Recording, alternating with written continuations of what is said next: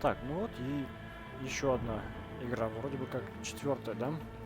Fallout, Финалка, Hellgate и Metal Gear. Как раз 4. И один это челлендж, это уже другая история. Там я могу на одной игре стоять фиг знает сколько дней. Пока что 3 дня, да, над одной игрой. Но пока не об этом. После того, как я прошел все-таки этих Звездных войнов, хотя это Звездные войны, а не Звездные войны. Ну, точнее, ладно, неважно.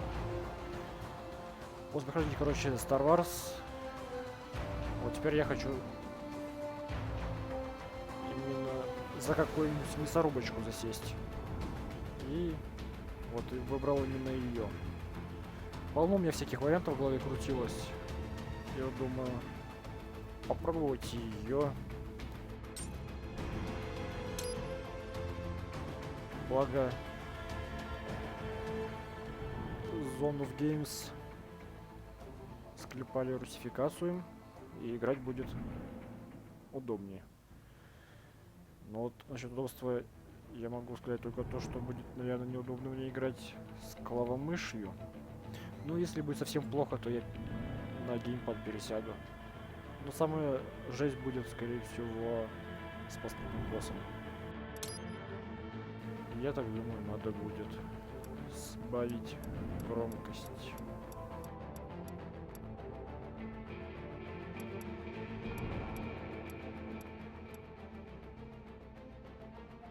Потому что некоторые звуковые эффекты, они аж надрываются. Допустим. Язык английский. Хорошо. Графику трогать не надо. Поддерживается только QWERTY-раскладка. Ну и фиг с ним. Так, тут я даже могу понять вот это вот все. Ходьба, тап, удерживать. Shift, клинок, бег. F. Ладно, режим. Понятно. Захват. Разберусь. Дополнительное. Тут. Огонь. Допустим. Использовать Q. Допустим. Режимы. Экран. Ага. Пауза, сброс. Добивание. Да. Защитные нападения. Непонятно, но надеюсь, руки свыкнутся.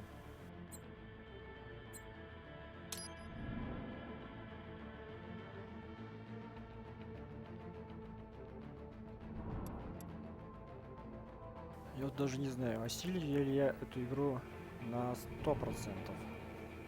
Я думаю, что нет. Но максимальные соки я из этой игры постараюсь выжить. В том плане, что постараюсь пройти как можно больше виртуальных миссий, в компании там найти всякие приколюхи. Постараюсь быть осмотрительным. Там найти товарищей в бочках и там, точнее в коробках и тому подобное. Руки эти тоже повырывать. Откуда-то я знаю, потому что я эту игру проходил и не раз. Когда я проходил английскую версию, потом после появления русификации проходил на русском. И вот, надеюсь, пройду и сейчас. Интересно, есть ли тут сложности повыпендриваться? Новая игра. Либо прогулку устроить, либо насладиться игрой, либо надрываться.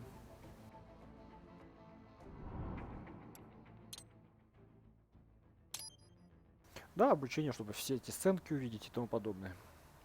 И свыкнуться с управлением.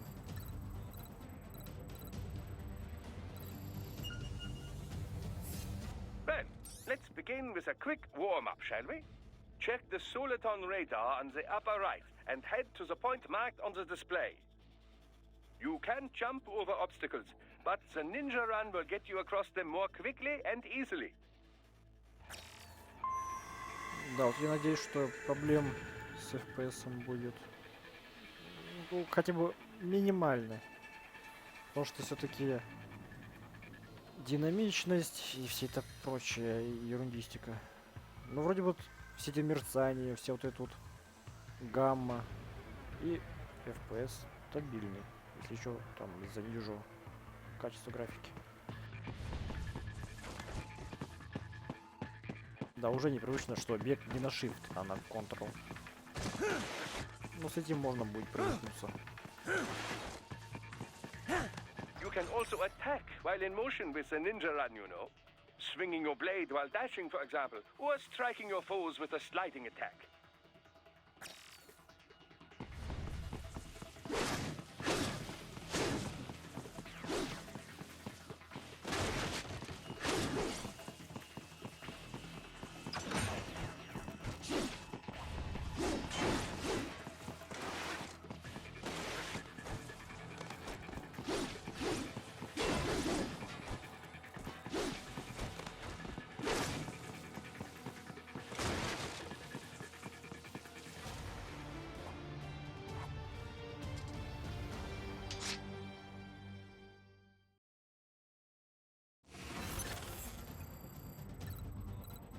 Ага, и сразу бой. Обучение бою. Now then, let's run a basic battle diagnostic. Try and neutralize all the enemies that appear. String light and strong hits together to perform combination attacks.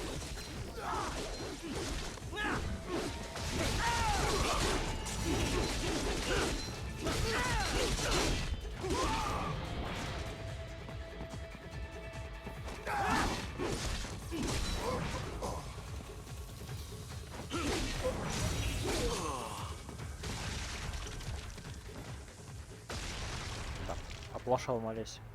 Ну ладно. Combat is not all offense, however. You also need to protect yourself. First, follow the direction of the enemy's attack. Parry those attacks by executing light attacks of your own in the same direction. This is how you parry. It is the keystone of your defense. Парирование.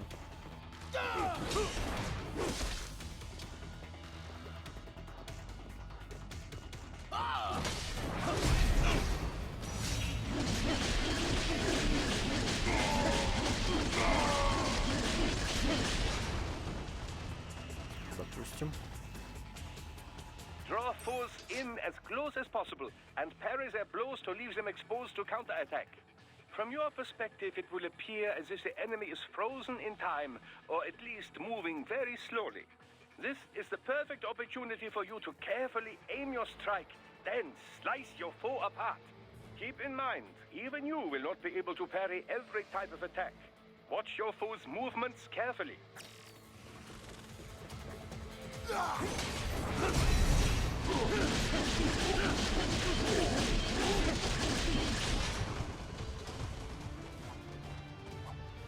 И один фиг я про эти парирования нафиг забуду, либо они у меня будут получаться очень криво.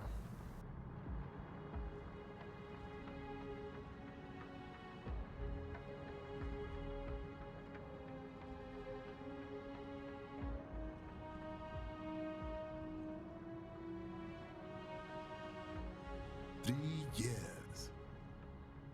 We've come so far in just 3 short years. The sign of a strong leader, sir. No. The will of a strong people.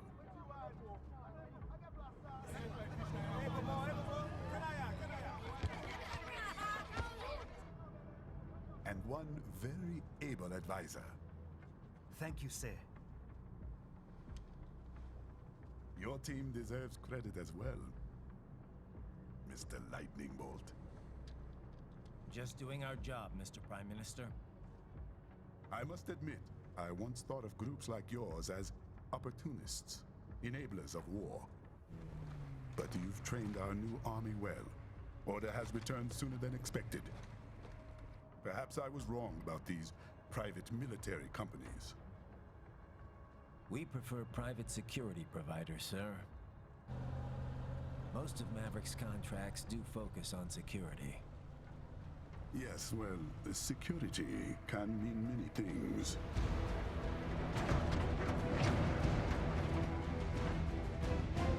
There's a saying I like. One sword keeps another in the sheath.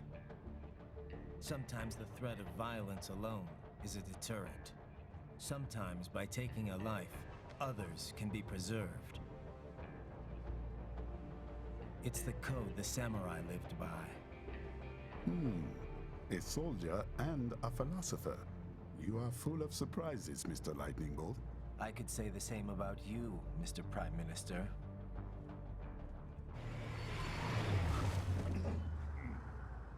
What is happening? Someone's blocking the lead vehicle. Hold on. Clear the road! This is official state business!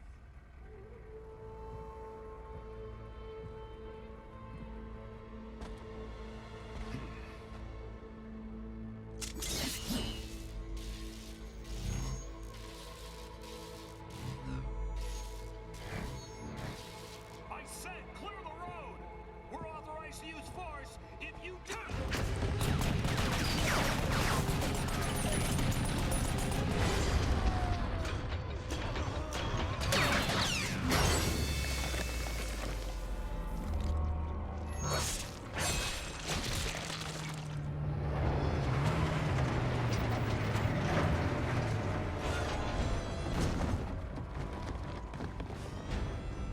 Leopard 1, U-turn. Turning back.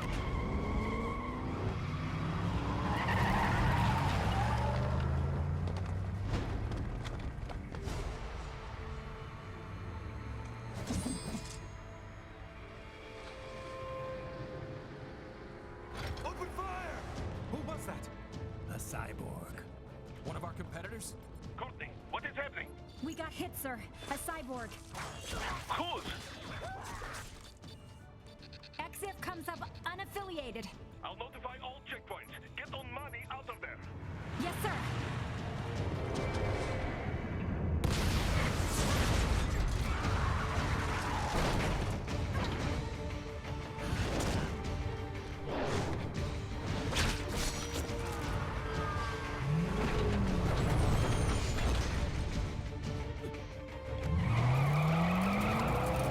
We are going to die. Stay calm.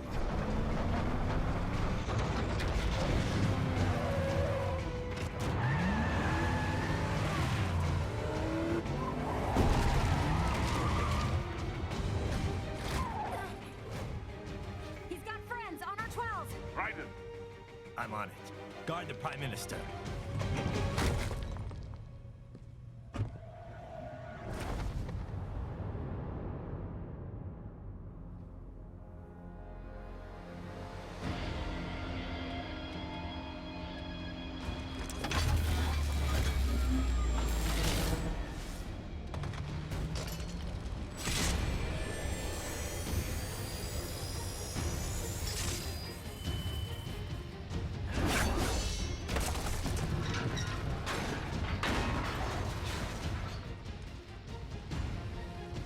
Let's get this over with.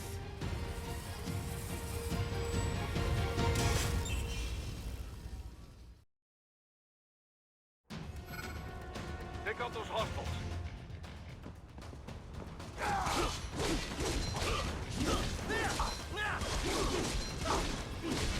Raiden, you'll need to choose between light and heavy strikes to match the situation. Take self-repair units from your foes to replenish your own supply.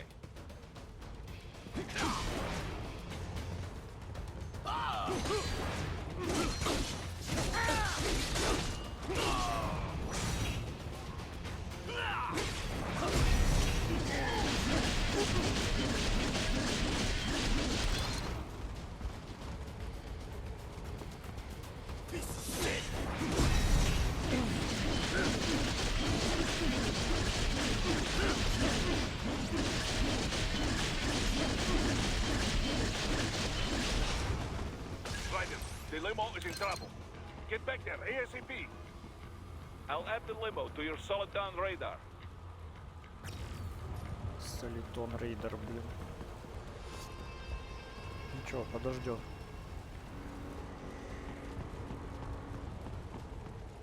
Пока осмотрюсь, пока наслаждаюсь видом.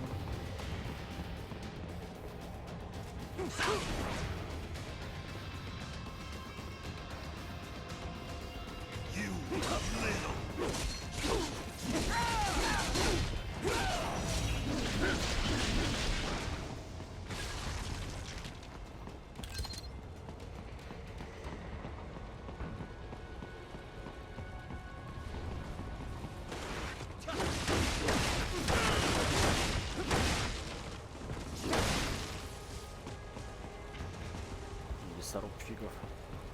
Not that way. I have marked the location on your Soliton radar. Хорошо, понял. Нет.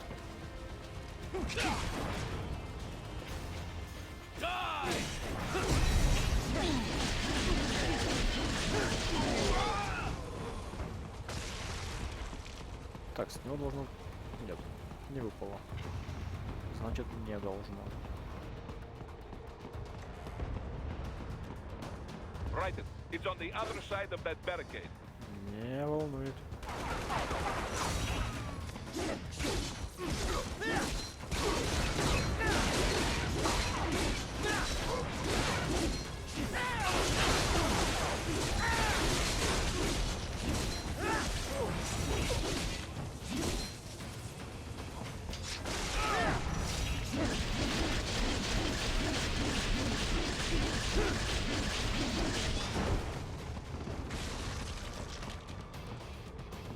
Чтобы пули не беспокоили, это надо бежать.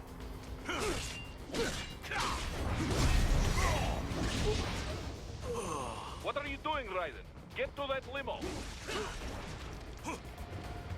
Я пока привыкаю к управлению. Не мешайте, пожалуйста.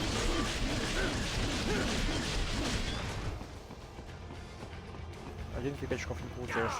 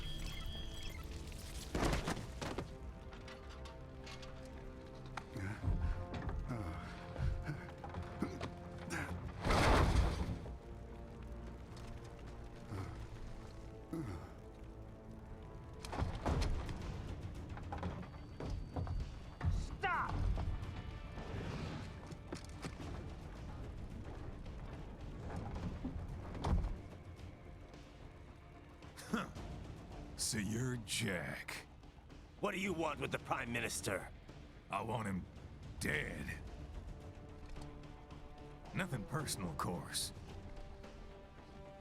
Africa's just getting a bit too peaceful. What? Business ain't been the same since they shut down SOP. A clean break from the war economy. Huh. Well, some of us like that economy. How's an honest warmonger supposed to make a living? This is your answer? Don't do it! Don't worry now. I won't. Not while he's still useful. So long.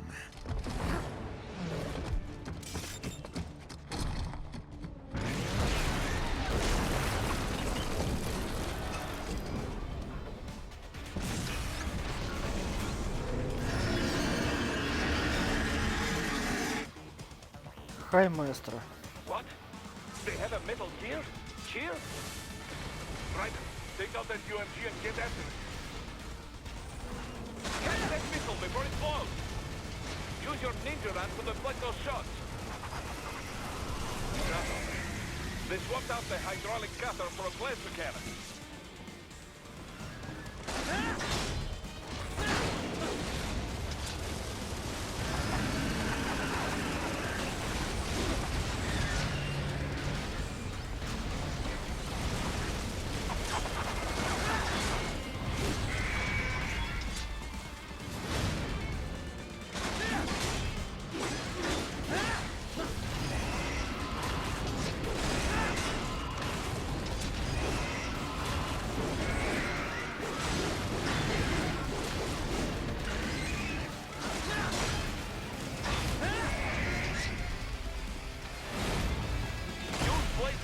Damage its armor.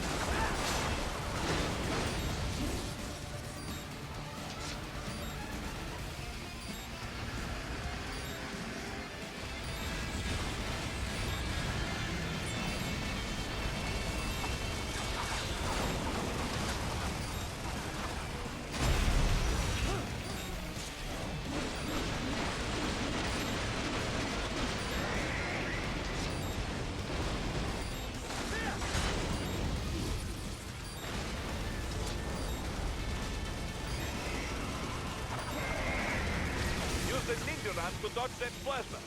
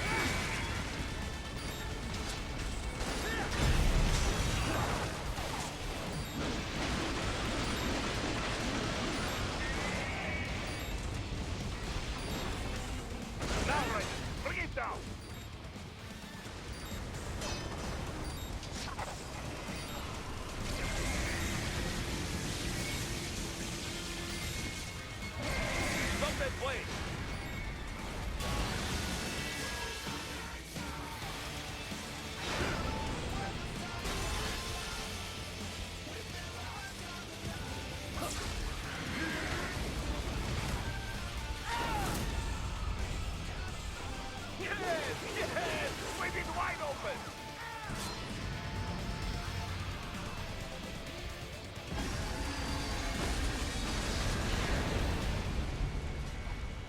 Хорошо. Very good.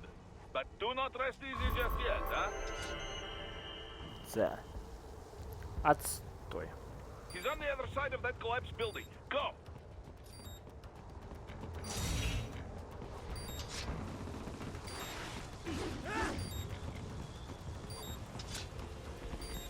Так, мне в ту сторону. А если полюбопытствовать...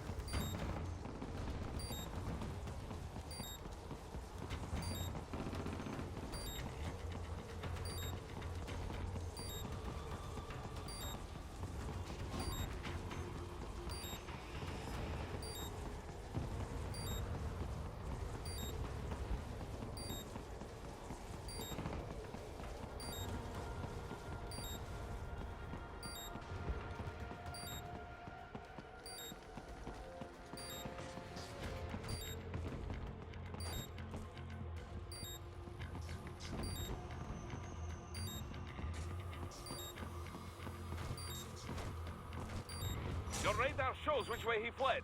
Hurry! Не надо, Харри. И без этого страшно.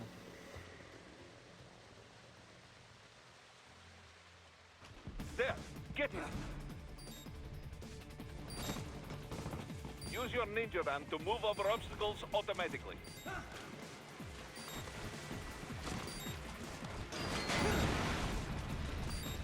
Do not let him out of your sight. You must catch him.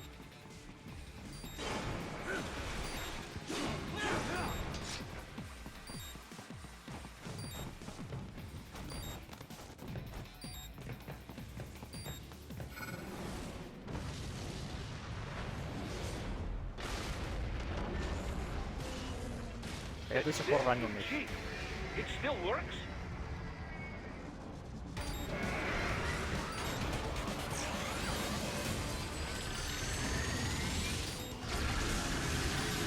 What happened? What is going on? Raiden, answer me! Raiden! Damn it! Хорошо. Пойти надо было прыгать. That damn Luigi! It still works?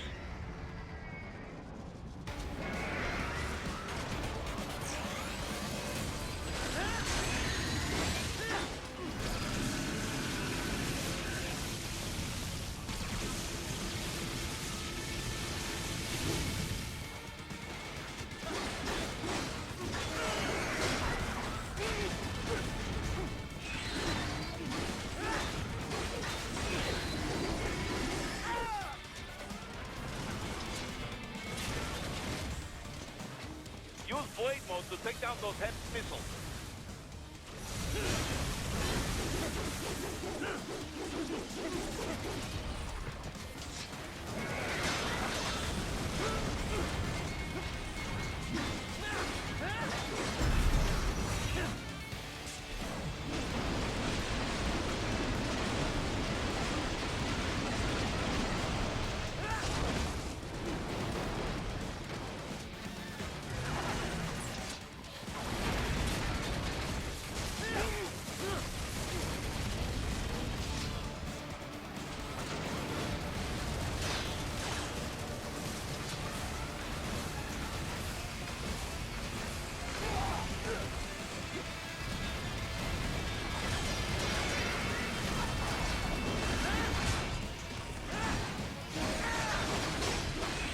Говорю, режу.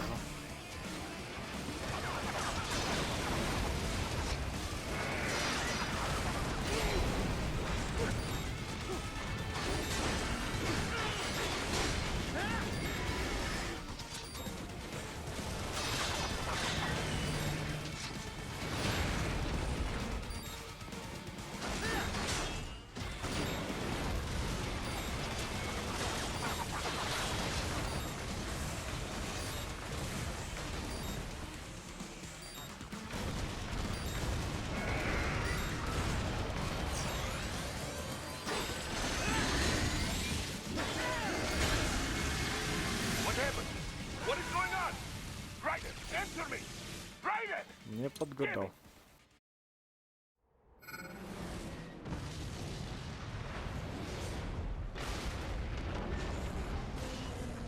The damn Eugene! It still works?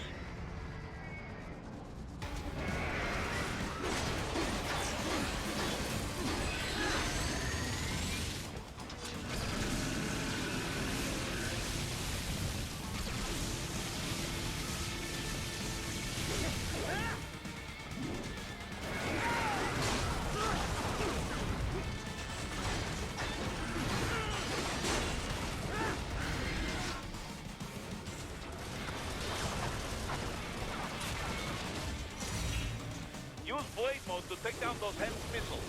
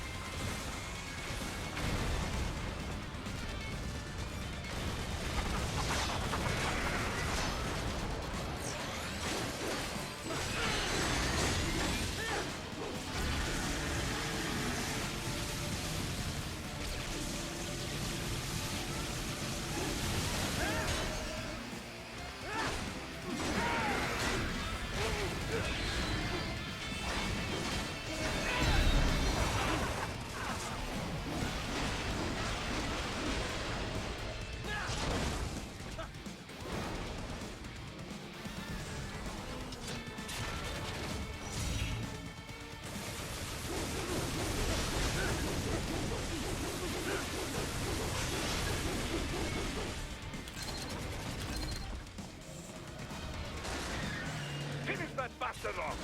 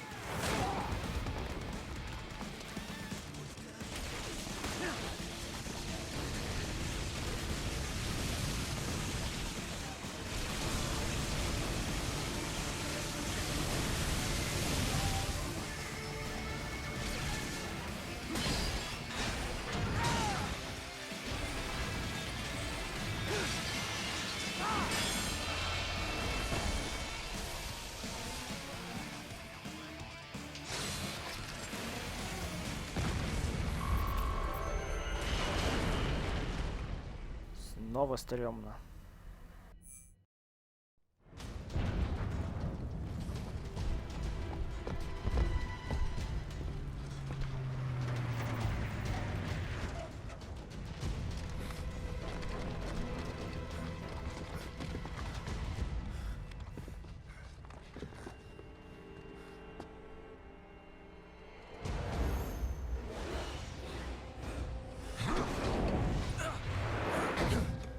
The hell?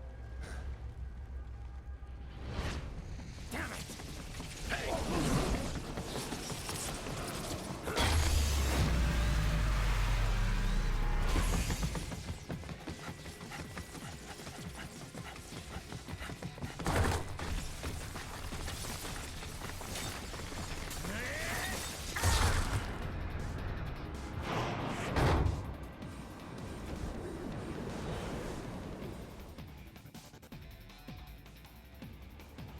headed for the front of the train. After him.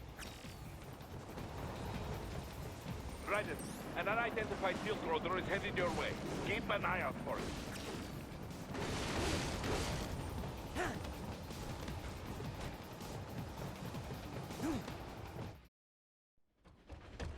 Prime Minister!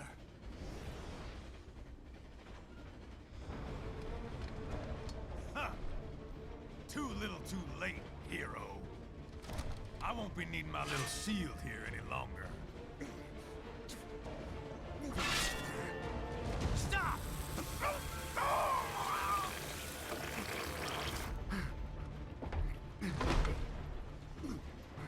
What about all the good things war has done for us? Why don't we ever hear speeches about that? Jobs, technology, a common purpose? Raiden, forget me. Stop him. You ain't listening.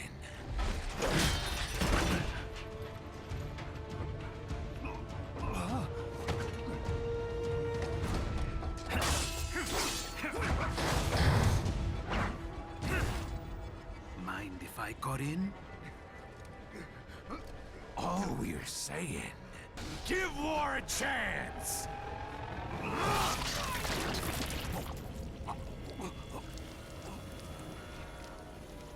No!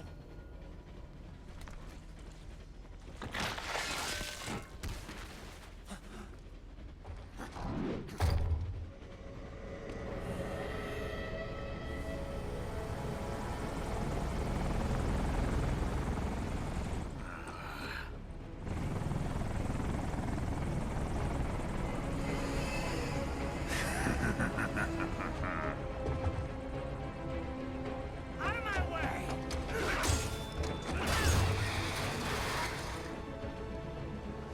He's all yours, Sam!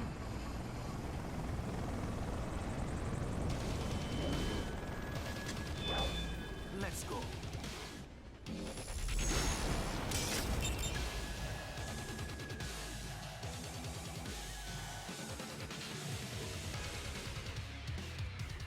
Now, don't be shy.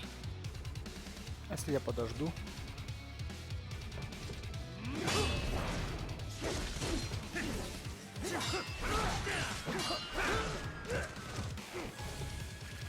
Я знаю, это прикол этой битвы. Self-taught. And not half bad. Still.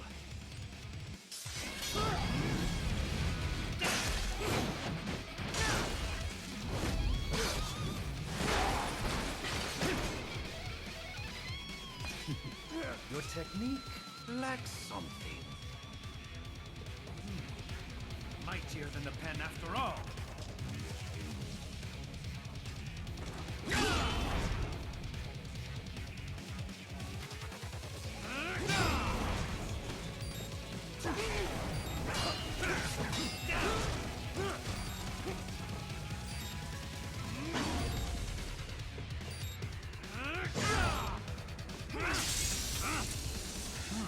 Now I see.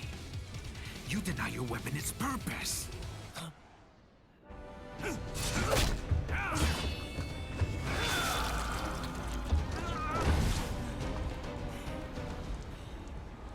It yearns to bathe in the blood of your enemies, but you hold it back. No. My sword is a tool of justice.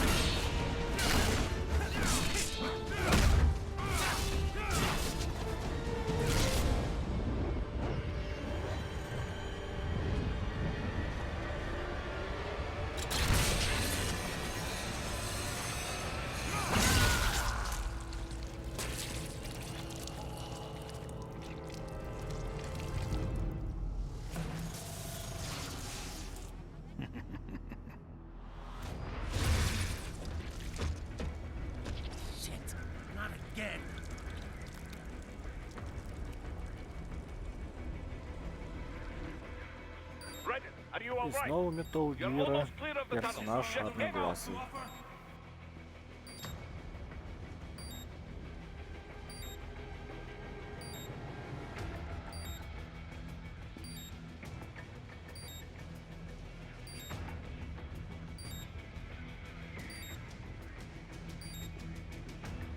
Ох, ладно, давай, помашу.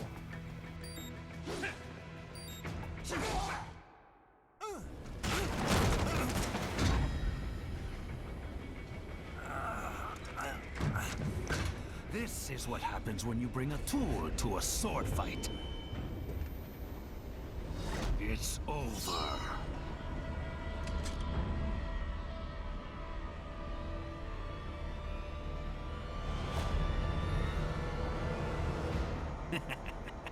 Lucky devil.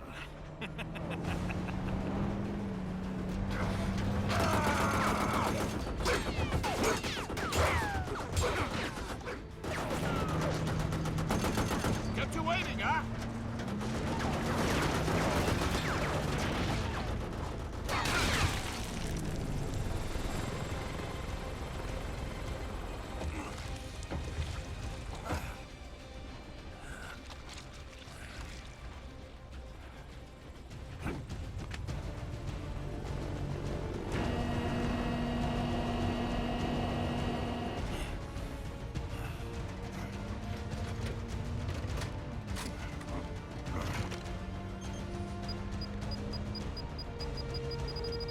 Down you go!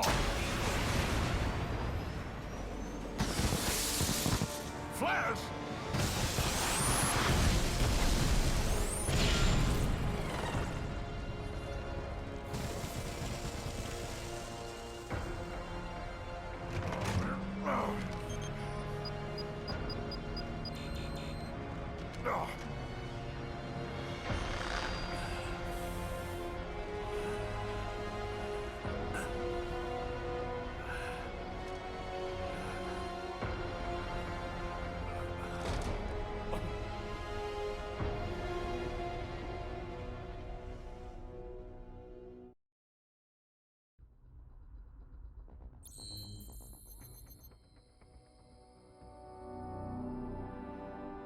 С... А, С это еще даже было еще неплохо. А вот Д совсем хреново. Ну, по идее, эти задания можно будет перепроходить. Там уже посмотрим, что к чему.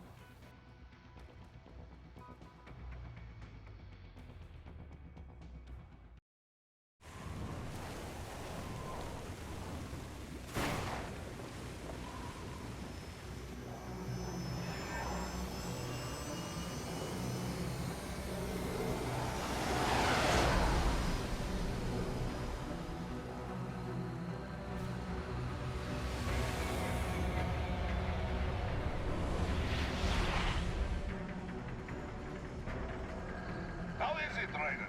So far, so good. I've got a clean visual. A direct feed to your optic now. Yes, I should hope so, huh? I mean, how does it feel? To fly like a bird? Like a bird strapped to a remote control rocket. We will get you in safely, Tovarich. Just relax and enjoy the ride. Right. Can you hear me, Raiko? Doctor. Remember the two procedures to maintain your new body. 1. Seizing nano repair units from your foes. And 2. Absorbing their electrolytes. I got it. Yes, enemy cyborgs should provide plenty of MCFC electrolytes once you slice them open and extract their fluids. They're terrorists. I was planning on that anyway. Oh, and their left hands, if you please. Excuse me?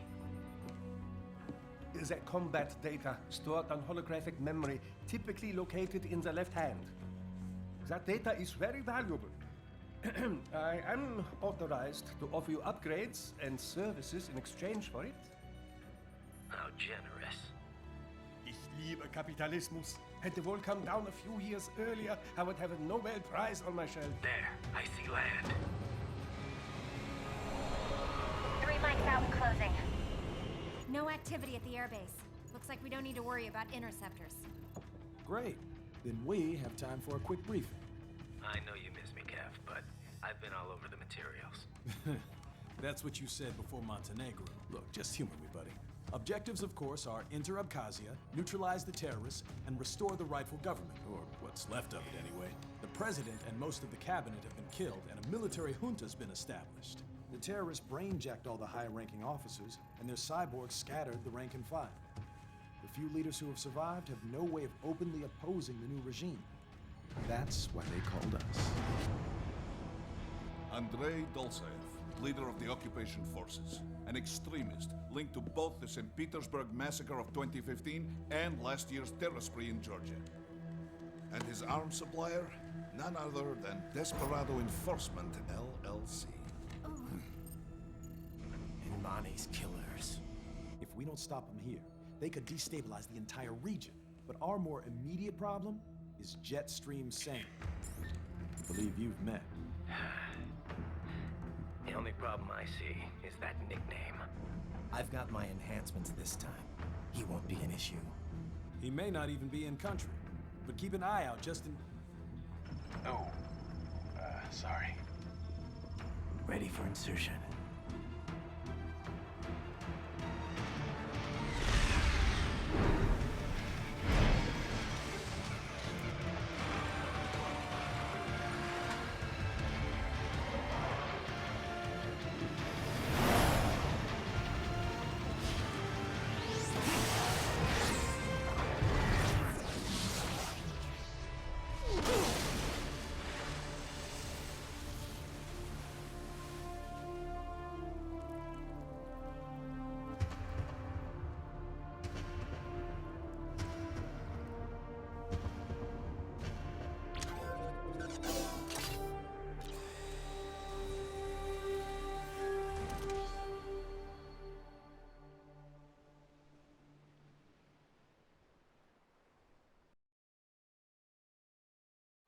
Raiden, you landed safely, huh?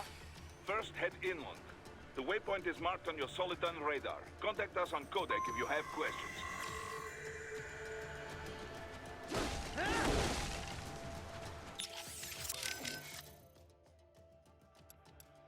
Control, it's Raiden. I'm on the ground. Copy, Raiden. Glad to hear it. Entering on foot was the right move.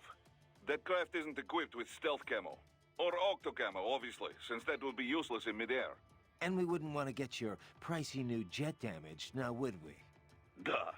The MQ-133C was not cheap, Tovarich.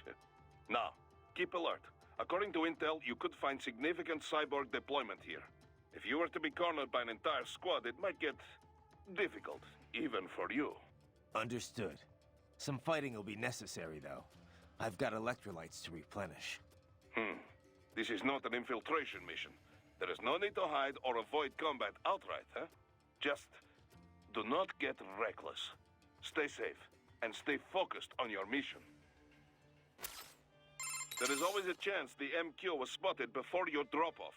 I would not be surprised if hostile cyborgs were already en route to your position.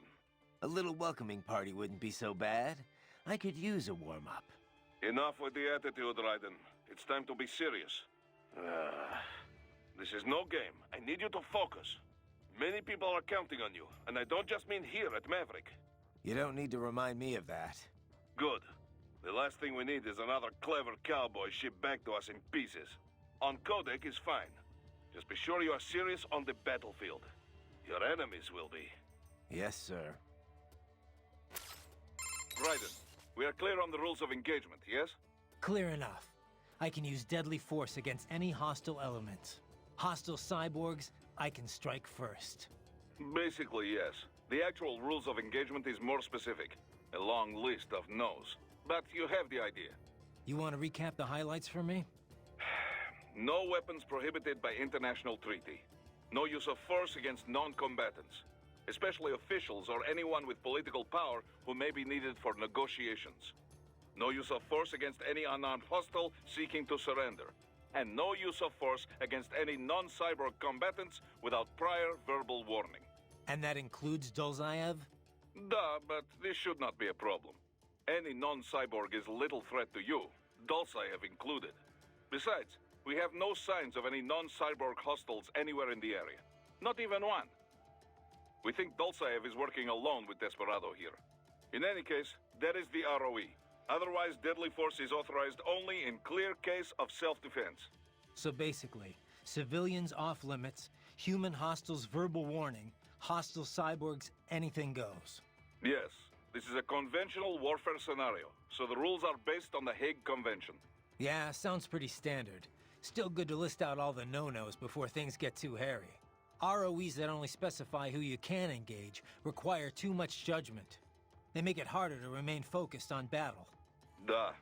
This is why most militaries' ROEs list negatives, not positives. The few that take the other approach, I pity their soldiers the questions they face.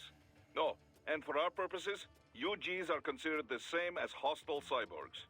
Copy that. We have no rules about property damage, but keep it minimal, yes? It just makes us look bad. Anything standing in your way, trees, streetlights, this is fine.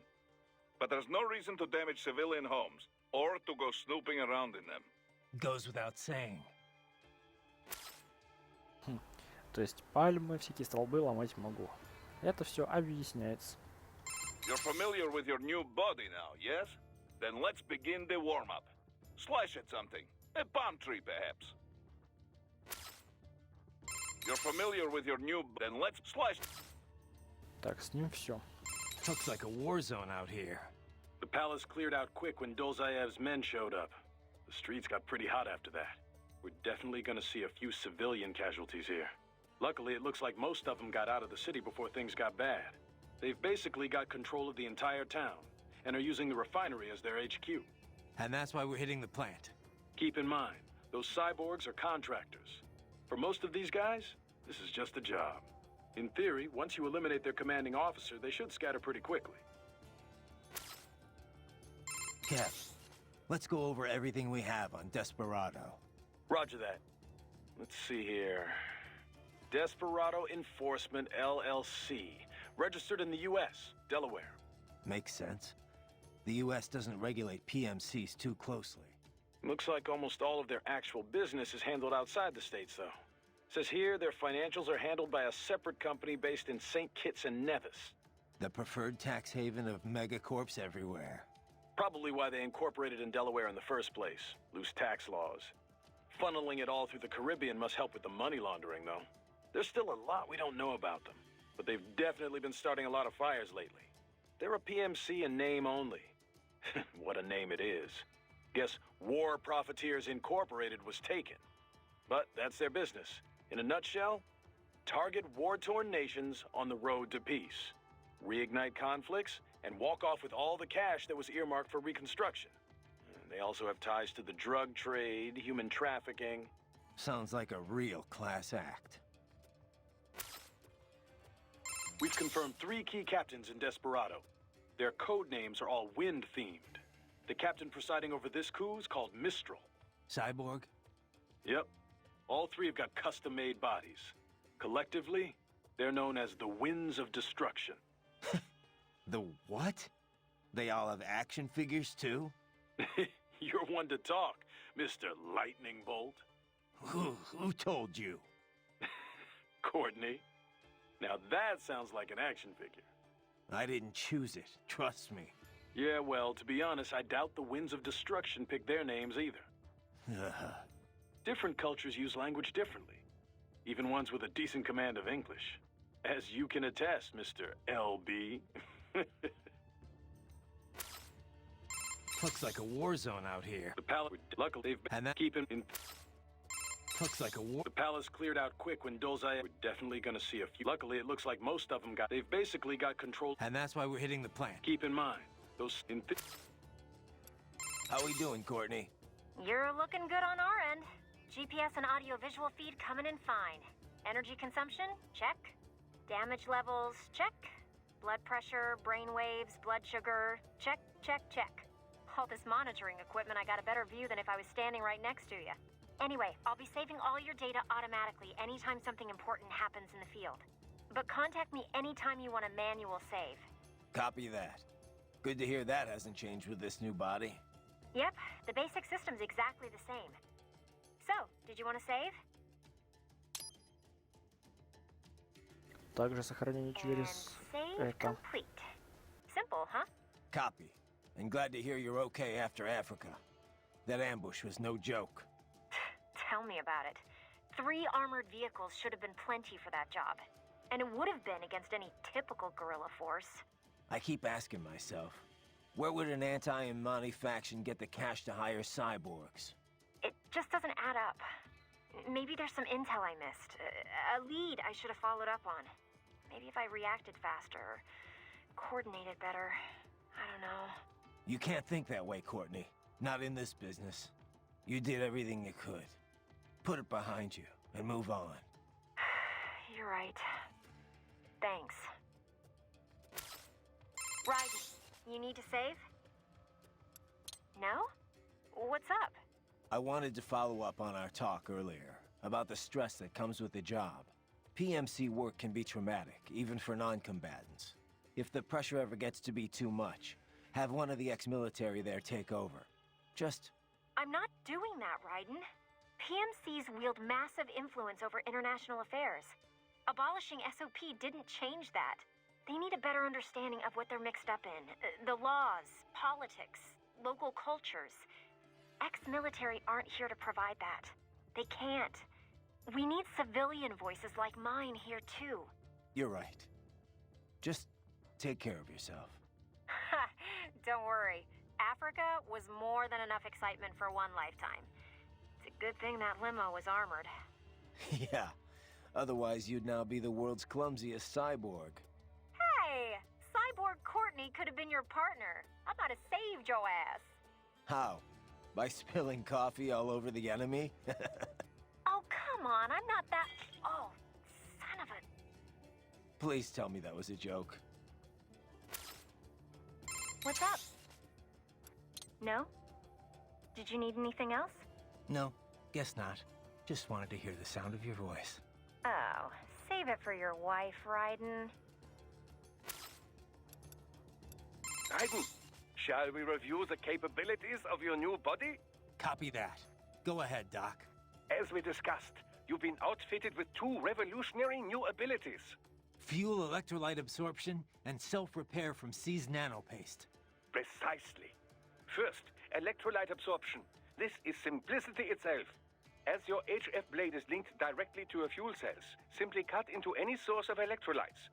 Say, a hostile cyborg made up of CNT muscle fiber. And your fuel cells will recharge on their own. Rather elegant, wouldn't you say? I would indeed. It's been great so far. But the repair process is a bit more involved. A bit more messy, you might say. Most military cyborg models store a cache of biotic self-repair nanopaste in their lower abdomen. So I need to slice them open and use Zandatsu to extract it. Cut and take, in other words. Correct. Once extracted, you need only to crush this unit in your hand to absorb the repairing agent inside. Keep in mind, it is extremely delicate. If the unit should hit the ground, some paste will surely leak out. It will still repair your body, but less so than if you can retrieve it directly before your foe falls over. Basically, harvest their organs before their body can even hit the ground. Rather gruesome, I realize. But then you Americans enjoy a bit of gore, don't you? I may be a citizen, but I've never really thought of myself as American. Oh? Well, yes, I suppose I could understand that given your history. But what then? Surely you don't identify as a Liberian. I don't identify with anyone. No nation, no ethnic group. I'm my own man. Anyway, I seem to recall those gory torture porn movies were pretty popular in Germany, too. Indeed, indeed. These splatter films are big in Germany, Russia, Japan, everywhere. Well, everywhere except regions afflicted by actual warfare. It all has to do with taming our fears, you know? Huh? The desire to feel fear, to taste death, but from a safe distance. These films allow the viewer to delude themselves into thinking they have overcome their fears. This... Okay, Doc. I got the gist. Let's save the full psych lecture for some other time, though, huh? So these self-repair units and the other cyborgs, they mean they can heal themselves at any time? Indeed. It is typically a slow process, not much faster than a regular human body heals a wound. And you didn't think it was a good idea to give me one of these things? Certainly not. We removed all extraneous options in your case to maximize power and speed, you know. Healing wounds is extraneous? Your ability to absorb the nanopaste agent is far more efficient, Raiden. With it, your wounds heal almost instantly. I know, but... And the standard repair unit, once depleted, is nothing but an empty shell inside you. Dead weight. I get that, Doc, but it also means I need to constantly be grabbing them out of enemies. No, it doesn't. Don't be silly. Simply avoid taking damage and you will be fine. Yeah, simple. Типа толком и не объяснили, зачем убрали регенерацию, точнее не вставили ее. Все-таки ты должен лечиться просто, тут ты должен. How is your eye, Raiden? Great. My sight's perfectly balanced between both eyes. I think my vision's improved, actually. Quite right, quite right. Your eye patch houses an artificial compound eye unit. The unit contains over 200 million solid-state image sensors, each with its own individual lens. 200 megapixels, huh? Doesn't sound like all that much. More than sufficient for the application. A human's optic nerve has only about 1 million fibers, you know. Were we to add more sensors, your perceived vision would not improve. There's only so much modern image compression technology can do. Huh. So I shouldn't expect any more dramatic improvements to my eyesight? No, your brain would no longer be able to process any more visual information in real time. Still, compared to previous ACEs, yours has 1.4 times the resolution and a superior compression algorithm. It may only result in a slight perceived change, but it could wind up making the difference during a mission. Regrettably, I have not had enough time to develop a new eyeball unit just yet. Thus, I have cut out the ability to deploy the ACE unit separately and simply installed it on a fixed eye patch. Works for me. If I was using an eye unit, I wouldn't see any better than a regular human. Ah, but remember, the human eye is so much more than a simple light receptor. They play a vital role in person-to-person communication. Sooner or later, you'd miss it. Stuff like that's important for some tasks, sure. For this op, not so much. And with less moving parts, the lower the chance of something going wrong.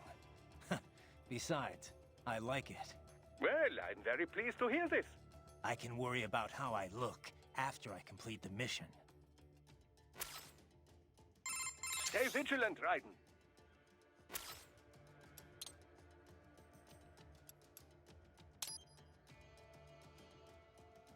Поинтересоваться, что предлагает тут.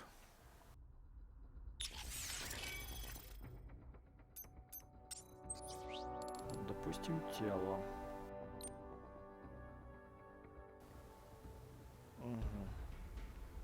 Воссозданное кибернетическое тело, использующееся Райденом во время инцидента, оружие патриотов, функционально устаревшее и выделяющееся предельно ненатуральной челюстью. На поле боя его потенциал крайне ограничен. Грей Фокс.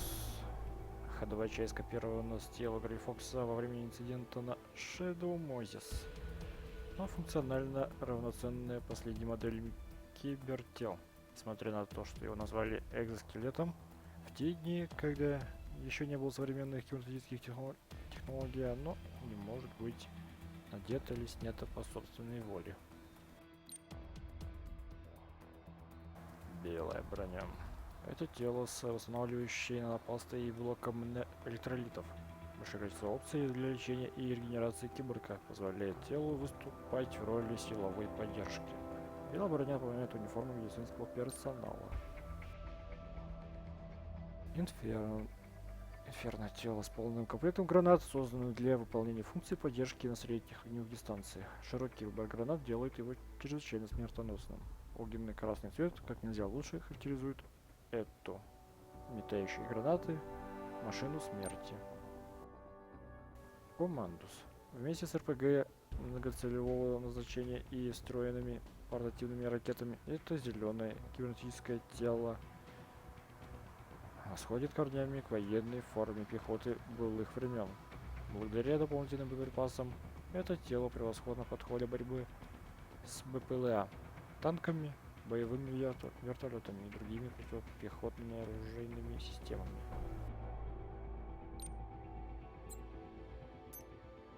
Основное оружие.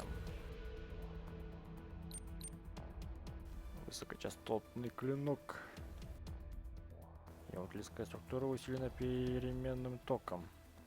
Резонирование лезвия ослабляет молекулярные связи всего, чего коснется. Его эффективность увеличивается. В режиме клинка, который потребляет энергию, но позволяет совершать скоростные атаки, улучшен доктором для того, чтобы извлекать из жертв топливные электролиты. Высокочастотный клинок использовал бывший агент Фоксхаунд Фрэнк Ягер, также известный как Грей Фокс, после того, как был превращен в киберниндзя доктором Кларком. Душа Грей Фокса все еще эхом разносится по мячу. Ну и улучшение. Обновленная версия программы управления кибертелом Райдена улучшает производительность нейронного интерфейса, делая движения более точными, что позволяет наносить больший урон врагам. Обновленная версия программы управления кибертелом Райдена улучшает способность поглощать электролиты из топливных ячеек врагов при помощи оружия. Обновленная версия программы управления кибертелом Райдена уменьшает потребление энергии в режиме клинка.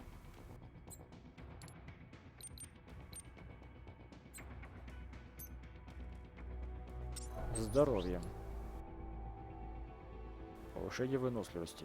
Обновленная версия программы управления кибертелом Райдена мгновенно устанавливает форму искусственной мускулатуры, независимо от того, куда был нанесен удар, сокращая количество получаемого урона. Короче, увеличивает шкалу здоровья, что отображается вот на DRD.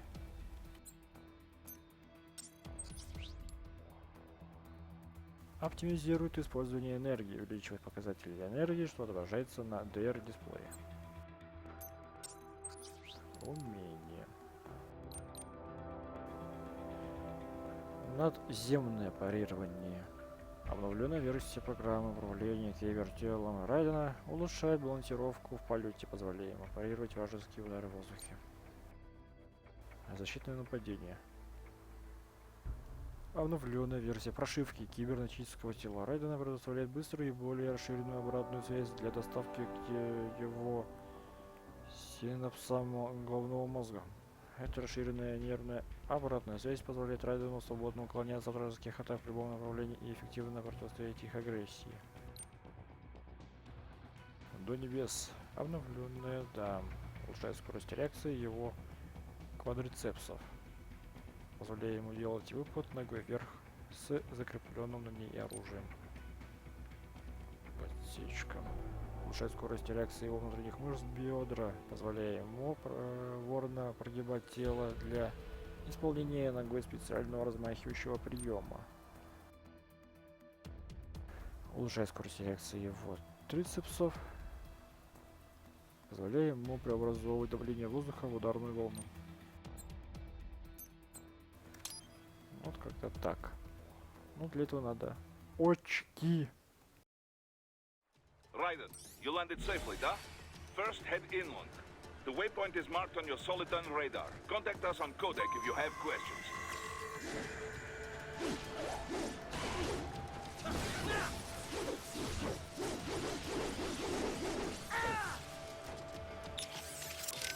Что-то все сбросилось? You're familiar with your new body, then let's slice. Нет, не сбросилось. Ну, а виртуальными миссии это я уж на потом.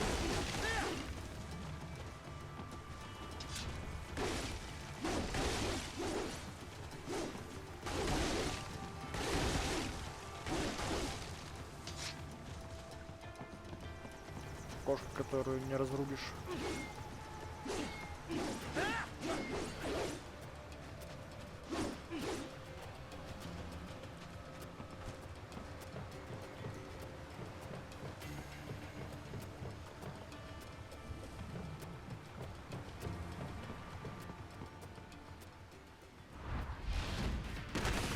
Bastards are using stealth cable to ambush you. Nice try, but it won't do any good against a state-of-the-art cyborg like you, eh? To parry incoming hits, throw out your own barrage of light attacks while your foe is on the offensive. Get off! Bullseye! You'll hate me!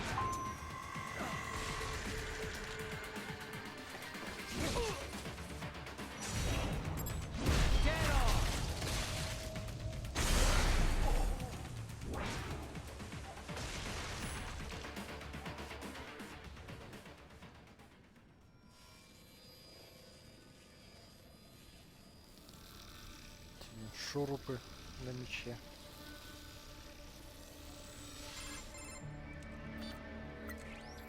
Had your fill? With this body, I could take these guys with no eyes. Intel wasn't exaggerating on the cyborg count. Well, you know how fast the tech's been spreading these last few years. That CNT muscle fiber packs the power of a jackhammer into every limb. What enterprising soldier of fortune could resist? And cyborgs are still human. Real, thinking people. Way less risk of collateral damage than your typical UAV strike. And don't forget the PR angle. Nations start playing Frankenstein with their troops, and the public goes nuts. PMCs, on the other hand, are off the ethical radar. Yeah, they still don't even count PMCs in official death tolls. With SOP out of the picture, private militaries needed a new edge on the market. We got it. In a way, cyborgs are just SOP troops by another name. Only all muscled up and less predictable. But it makes you wonder, where'd Desperado find these guys? I'm not complaining. They're like walking vending machines. Right. Vending machines full of blood. Easy there, Dracula. Like I said, they're still people. People who terrorize and take innocent lives for money. They sowed their fate when they took this job. I'm just the Reaper. Damn. It's a bit cold, Raiden. Even for you. Anyway, his school. Let's get to work. Time to increase the peace. Right.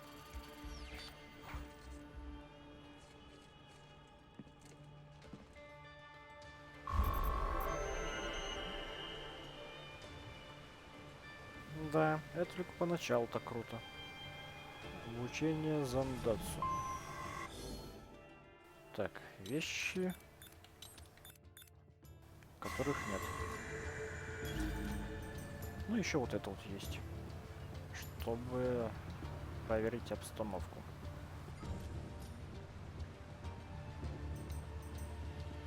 Допустим.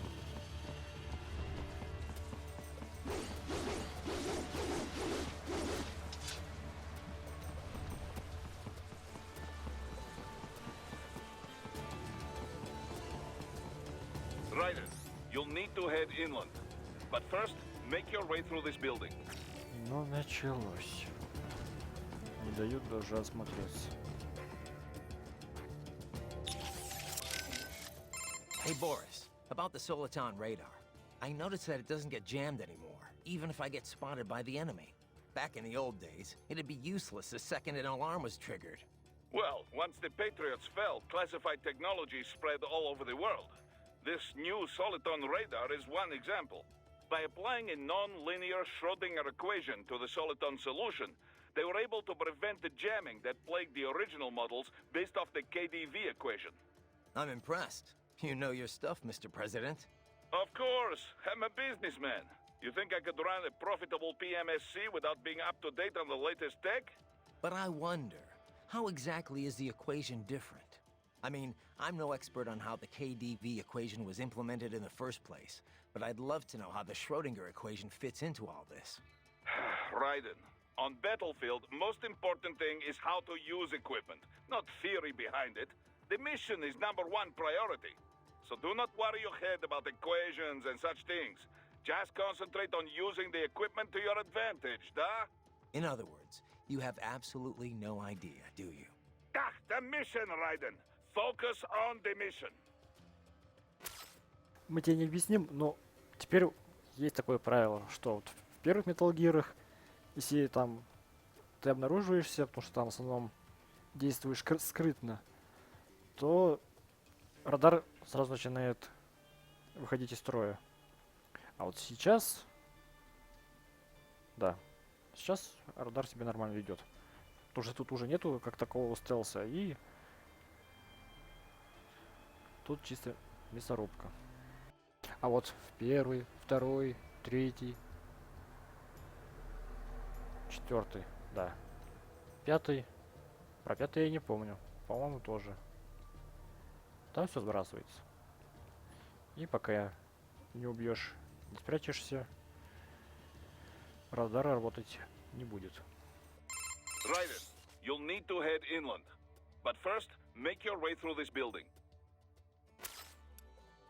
Sorry, man, but I have to ask. Where did Mr. Lightning Bolt come from anyway? Ugh, seriously? All right. Well, I told you where I got Raiden from, right? World War II, the Japanese had a plane called Raiden. The Allies named it Jack. Yeah, I remember. And my real name's Jack. So yeah, they codenamed me Raiden. They being the Patriots. Mm-hmm. Never really suited me. But it's better than... Jack just reminds me too much of the past. I hear you. Someone once told me, you can find your own name, and your own future.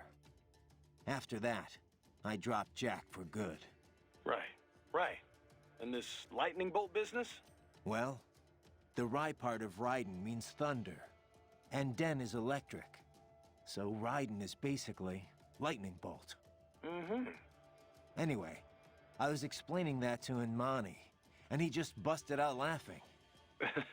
So he called you that as a joke? He was basically just giving you shit. Yeah, he actually had a pretty good sense of humor. He was one of the most charismatic men I'd ever met. I don't know much about politics, but being around him, you could just tell he was a natural leader. Such a goddamn shame. Mm-hmm. I won't let it happen again. Desperado ends here. Comic book villains and all. Yeah. We're counting on you, Mr. Lightning Bolt. Ugh. So Raiden, who was this that told you to find your own name before you stopped going by Jack? The one and only Solid Snake. Hero of Outer Heaven, Zanzibar Land, Shadow Moses. The list goes on. Right. Guy's a legend. I forgot you knew him so well. Yeah, he saved my ass at Big Shell. Not to mention a few times after that. I've lost count. In terms of pure combat ability, he's one of the greatest soldiers I've ever seen. But it's not only that. He knows what's right, and he just gets it done, period. No one can stop him. I've learned a lot from him. He'd kill me if he heard me talking about him like this. Wow. I didn't know you were such a fanboy. I thought you were gonna start crying there for a sec. Very funny, Kev. Seriously, though, did Snake know he had a stalker? Oh.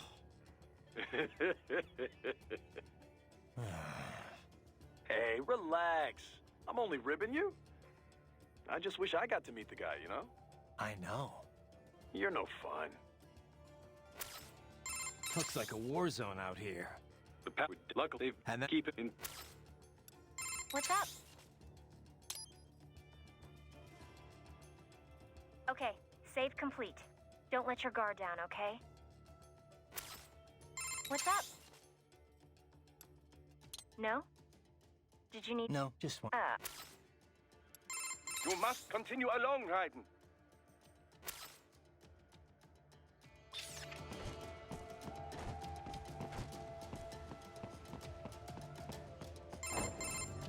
Raiden, this is Boris. Give me your status. Looks clear. No one in sight. Good. Let's recap the route you will take.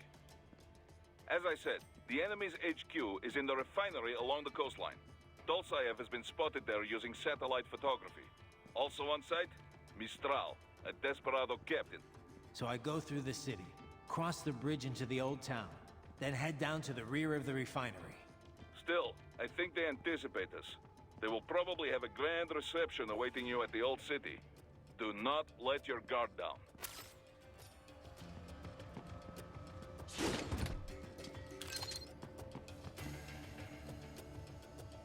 А вот и вещички.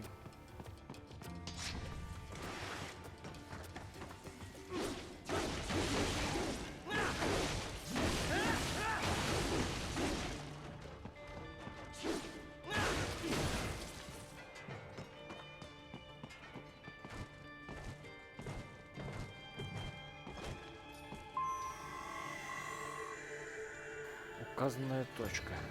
Но я пока не хочу быть в указанной точке. Так, что-нибудь изменилось? The stealth craft made it back to Sochi all right? Da. Safe and sound. No repairs necessary. Some routine maintenance and she will be as good as new. Good to hear. I'm guessing that thing doesn't come cheap. Well, an old Soviet army friend gave me discount. He runs a PMC, specializing in airborne warfare. An Air Force for hire? That's a new one. Ever since SOP, Merc started to fill more and more regular combat duties. SOP ended, but the trend did not. Most every modern military relies on PMC support in one way or another. Good news for Maverick, I suppose. Anyway, that's quite the little jet your friend has. I was expecting a lot of turbulence coming in that low, but she was smooth as silk. Didn't feel like I was a bird exactly, but probably the next best thing. The MQ-133C uses a brand new type of active adjustment control system. Sensors on the plane take readings 120 times a second, and to be honest, I don't know how it works. But the crew chief tells me this is what keeps her flying so steady. It is all state-of-the-art technology. There are only 3 of them in the entire world. Even the RQ-133 spy plane she is based on is only 2 years old. It is fitted specially for Cyborg, so maybe demand is a bit low now, but I think that will change soon, eh? It's funny. Its guts are all bleeding edge, but from the outside, it looks almost retro. Until recently, stealth aircraft design was focused on radar-absorbing materials and improving aerodynamics. But lately, engineers are trying to use the shape of the craft to do more than improve gas mileage. Maneuverability is a low priority. This kind of plane is not meant for dogfighting, after all. And we can afford all this? I hate to ask, but will we clear a profit on this op? You need not worry about such things. But yes, we should be fine. Where the proper equipment can make or break a mission, we should have the best. That miss with the anti-air missile last month was a painful reminder of this lesson. Ah, yeah. I see what you mean. Huh. I didn't think flares could still fool anti-air missiles like that. They, can't. At least not with any modern missile. Recent missiles rely on a dual wavelength, or IIR system, for guidance. Flares wouldn't fool either of them. But that was no recent missile I had. That Gusak Derma couldn't even take down a fat tilt-rotor target. And at close range, chort was me. Come on, Boris. We had no intel. No reason to think that we'd be facing anything like that. You budgeted for the tools appropriate to the job. No one blames you. Perhaps. In any case, now we know what we are dealing with. This is still a business, but this time I am stretching the budget as much as possible. Expenses like that aircraft and your new body are all part of this. Both were worth the money. This body's more capable than I could have imagined. I'm glad you feel this way, since it is still company property. Remember, if you quit on us, you either return it or you buy it. Yeah, Boris. I remember the first 5 times you told me. Да. Вот и еще момент объяснился, то что он мог бы и сбить его ракетой, но, кажется, он использовал самые древние ракетницы. Не хватило просто капитала. Raiden, what I said about staying focused on the mission. Understood. No need to explain. I say this because I have been there. I have let my emotions take over on the battlefield. Some of the PMC work I did after my discharge was... They were gray area jobs. But that's all in the past. When I took on those former PLA soldiers to form Maverick, I laid out my conditions. We would only take operations we believed in. And we would run them clean. No exceptions. Most of them agreed.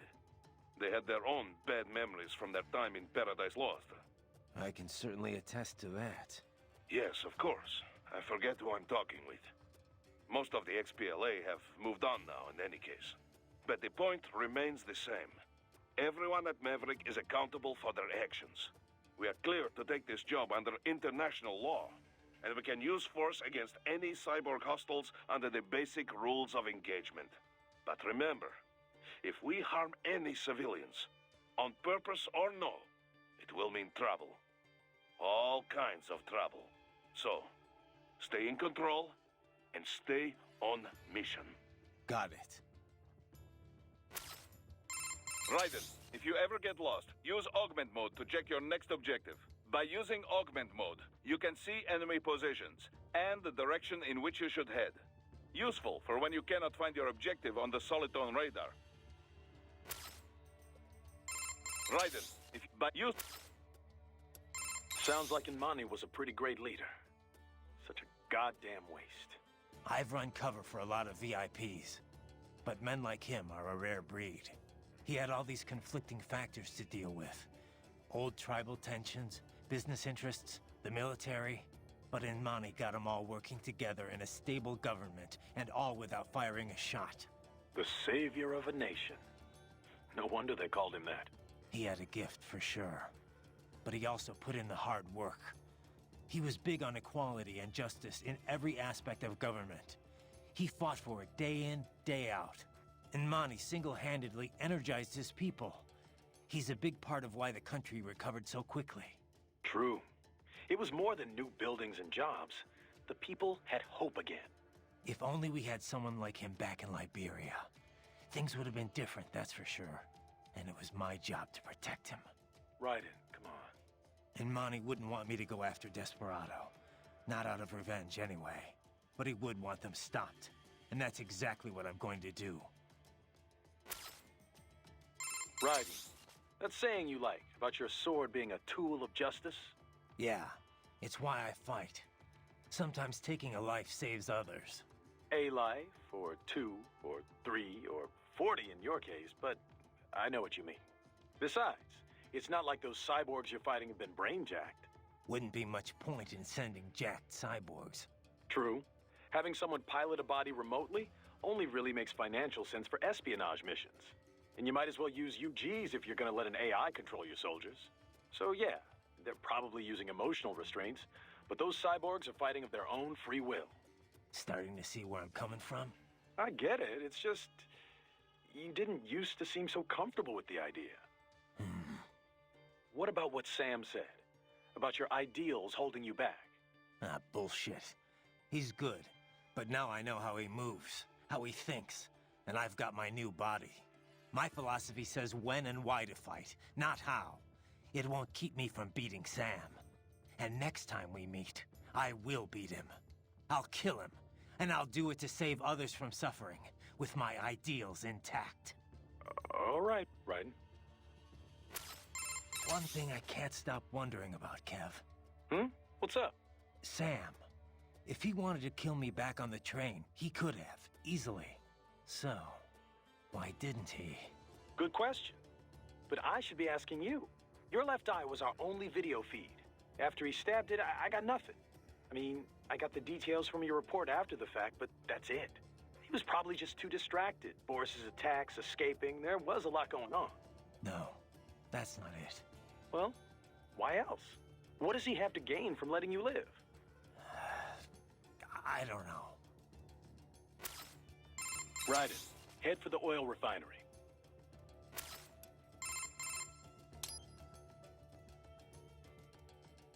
Roger that. Save complete. You saved me again, Courtney. Right. Anything else? Otherwise, I should get back.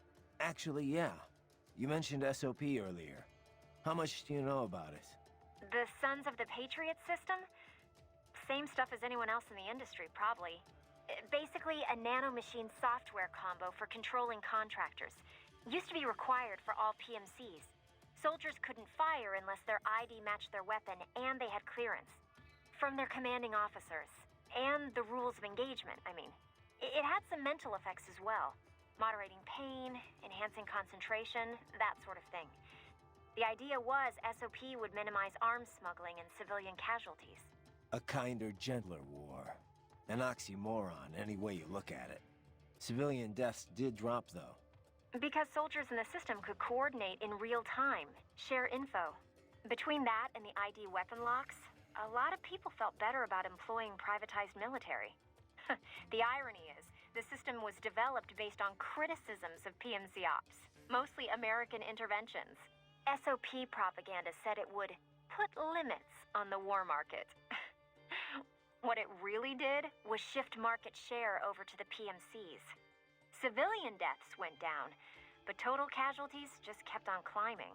More than ever, war was big business. And business was booming. Until SOP got hacked. Suddenly, everyone realized how dangerous it was to have a single system controlling entire PMCs. That was the beginning of the end for SOP. Public opinion on privatizing war did a 180. After that, a lot of local conflicts and civil wars died down.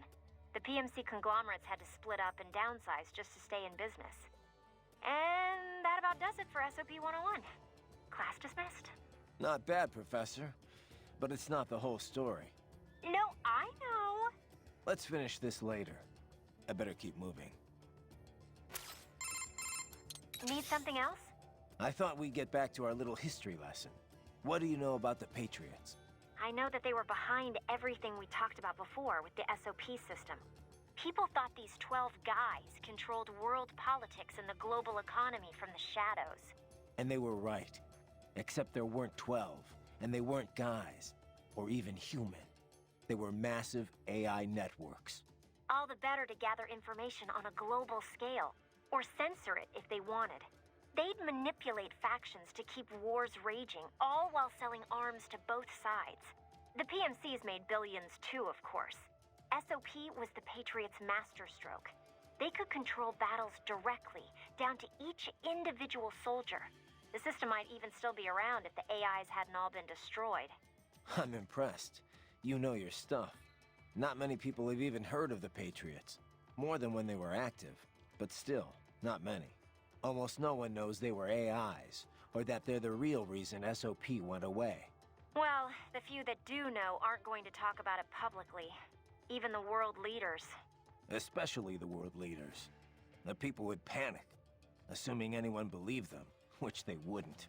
You can find speculation on the net if you look hard enough. Some of them get pretty close to the truth, but the stories never made it into the mainstream. Just another conspiracy theory. I'm not surprised. It's a little hard to believe, you know? It just sounds crazy. When Kevin briefed me about all this in orientation, I thought it was some kind of BS detecting test. All right, then. Hey, Raiden, let me ask you something. The Patriots. Why would AIs do all of that? I can see why people would want all the money, but AIs? What did they stand to gain from it all? Who knows? Maybe they didn't even know. Optical Neuro AIs aren't your typical PCs. They learn over time, change in unpredictable ways. The core AI, JD, was bent on expanding the war economy. Maybe to fund the Patriots' other activities. Or maybe that's just the way it evolved, like a secondary objective that took over. One of the other AIs said it was created to filter out unnecessary information, gossip, trivia, all for the sake of future generations, to drive the evolution of the human race. Or so it said. Was that the truth? Or a lie? To manipulate me?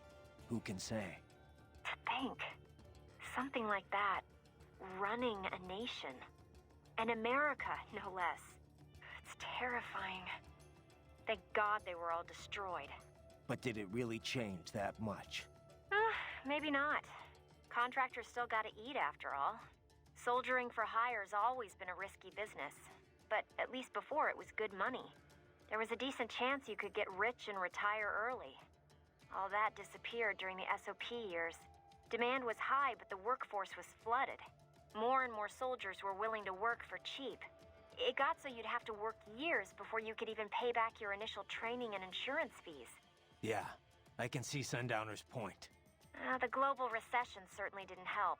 Unemployment shot up across the US and the EU. Even if contractors gave up and packed it in, there weren't any jobs waiting for them back home. The irony is the recovery was all war-driven.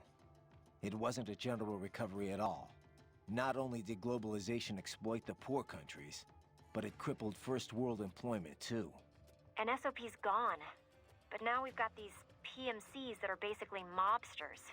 Just thugs in uniform. Yeah, not a pretty picture. What's up? Okay, save complete. Don't let your guard down, okay? Doctor, you have anything more on these cyborgs?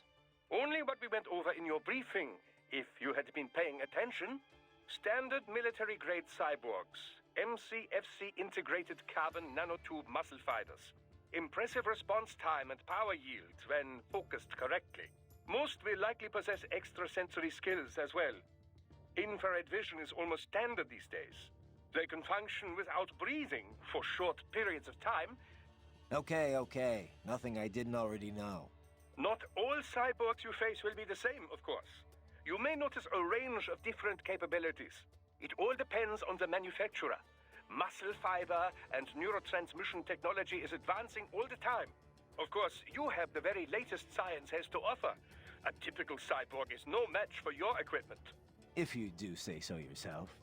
No, I realize combat is about more than the equipment. Situational awareness, predictive ability, nerves. One must determine a course of attack or defense and execute on a moment's notice. Reaction time is key. Cyborg enhancements do not change that. Agreed. Hey, Doc, I'm curious. Can I recharge off any cyborg?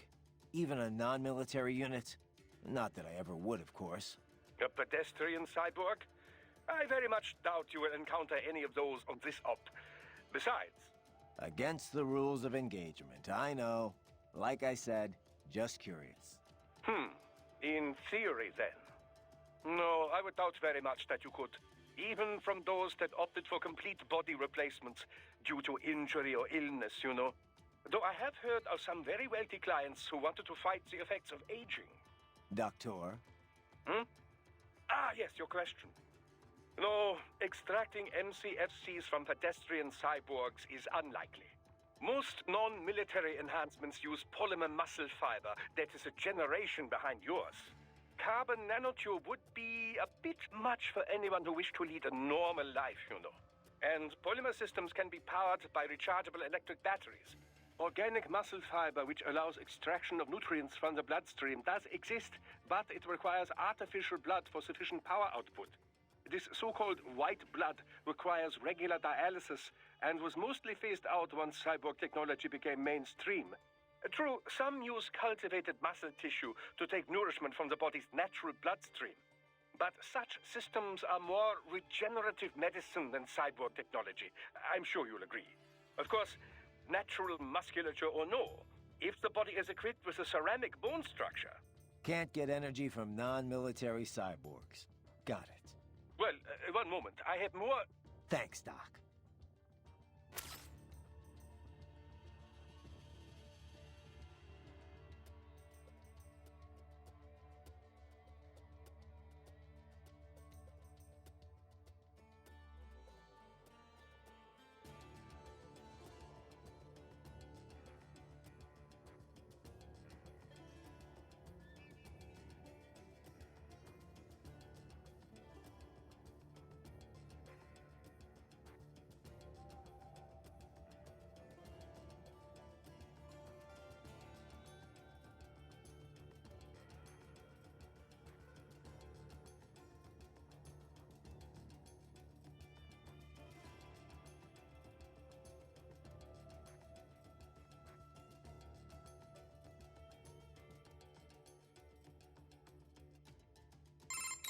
So, as I was saying, there are many differences between pedestrian and military cyborgs.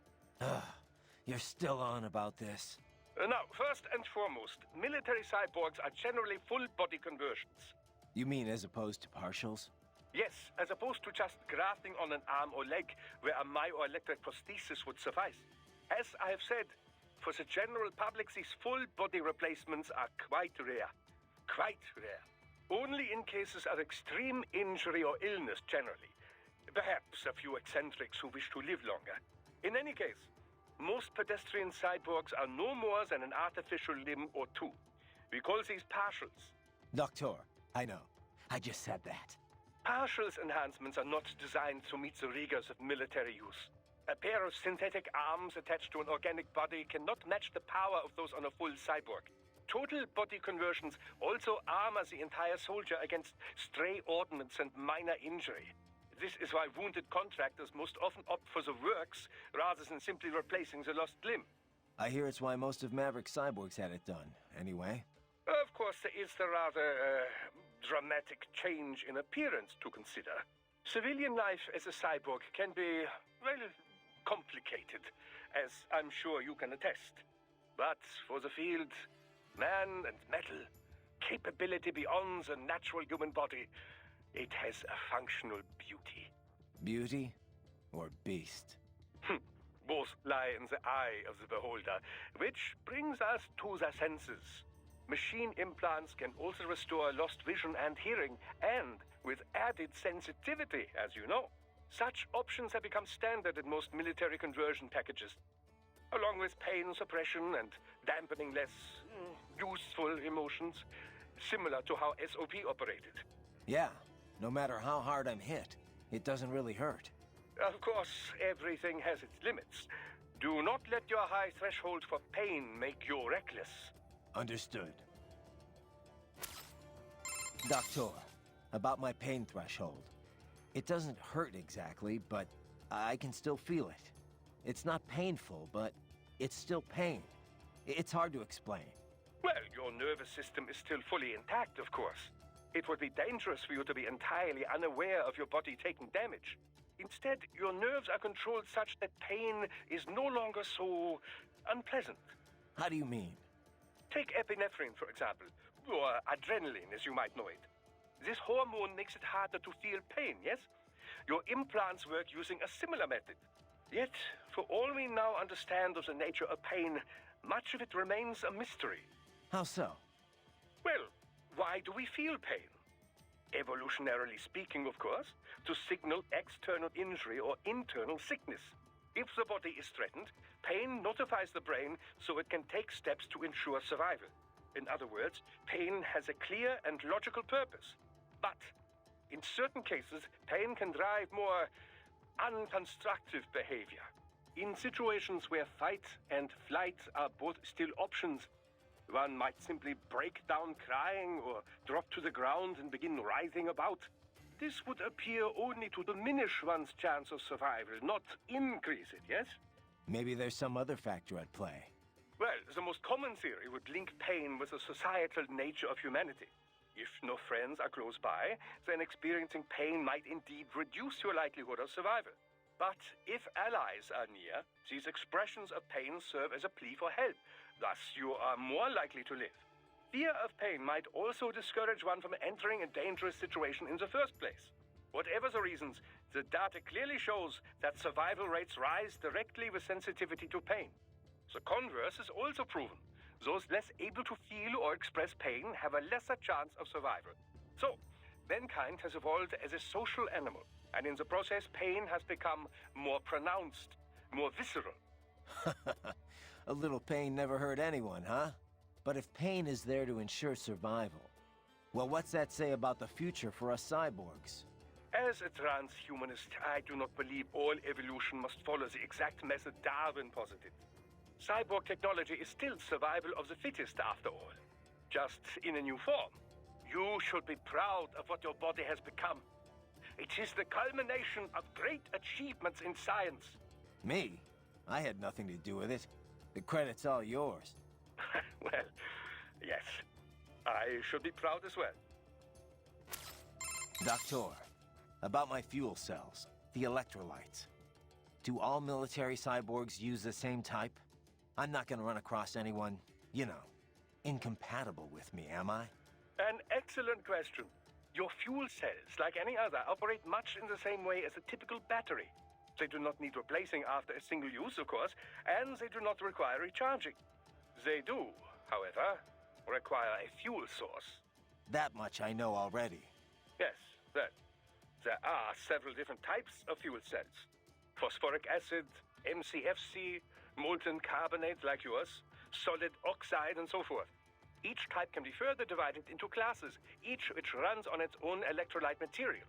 However, all current military cyborg MCFCs run on the same one electrolyte. That's good news. Why all the same electrolyte, you ask?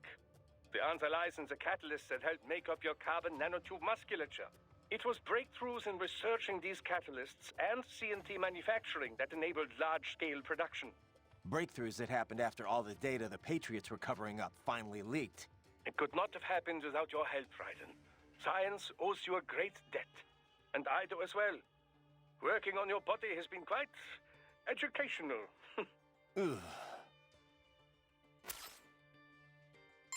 Check your destination on the Soliton radar. Да, если я так буду делать, это затянется. Я смогу даже потерять нить событий.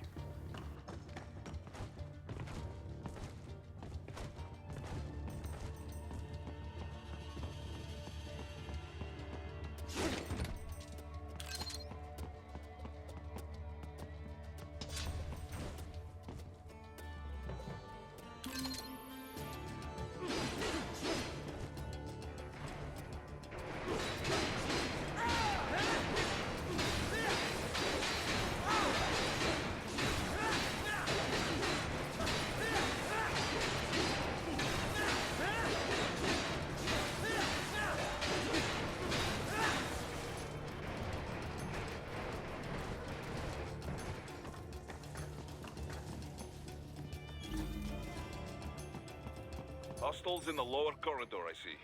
Try to flank them, or approach from behind.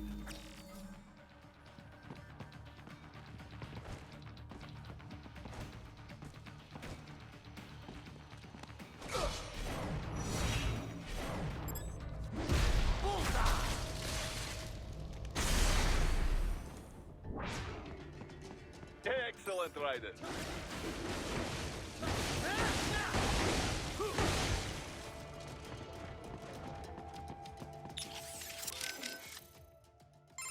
Raiden, if you ever get lost, use augment mode to use.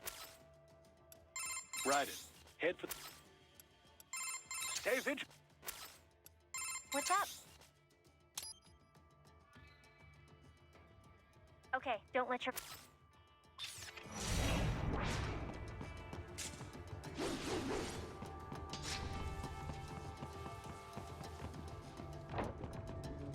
Raiden, take that main thoroughfare. You can use augment mode to see where the enemy is located. Your body analyzes radar and IR data to construct your AR display. Some civilians are still in the city. That is not good.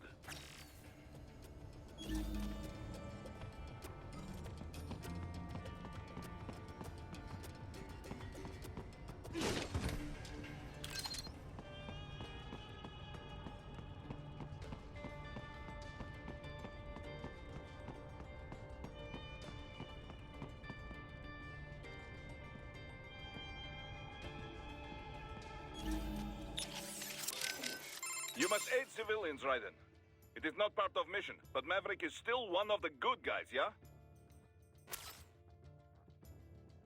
You must aid civilians. It is not... The city needs your help. Hurry, Raiden. Come on. He's gonna get... You must continue along.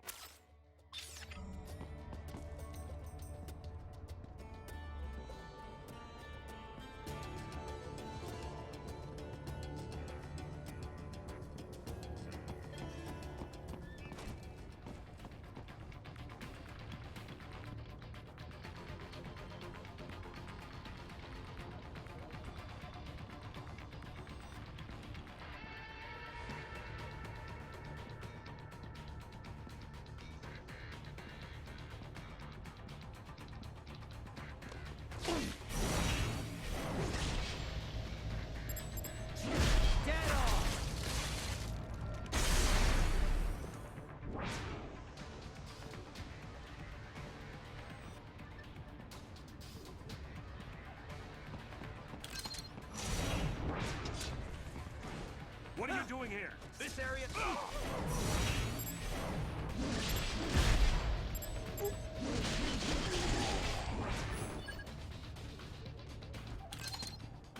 Да.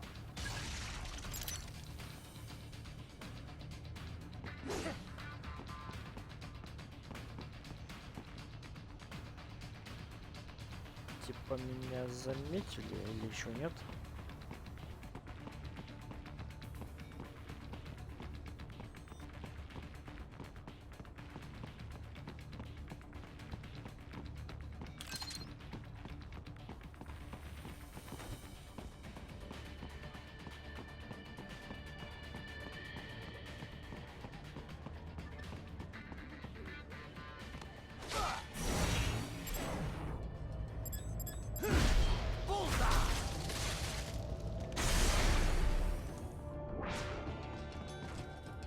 He is scared to death, Ryder.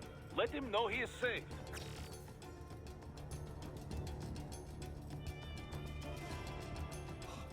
Thank you, thank you. I will not forget this. Ryder, what are you doing? You are headed out of the operation zone. Head to the waypoint marked on your Soliton radar. Just Ryder, no civilians. Relax, Boris. Just some custom tailoring. You are the one to relax. What the hell are you thinking? It was a reflex. It won't happen again. Chusabacha! You even scratch one innocent playing around, and Maverick is finished. And so are you. Perhaps I sent the wrong man. Or not a man at all, but a boy with these games. Boris, hold on. I was distracted. That's all.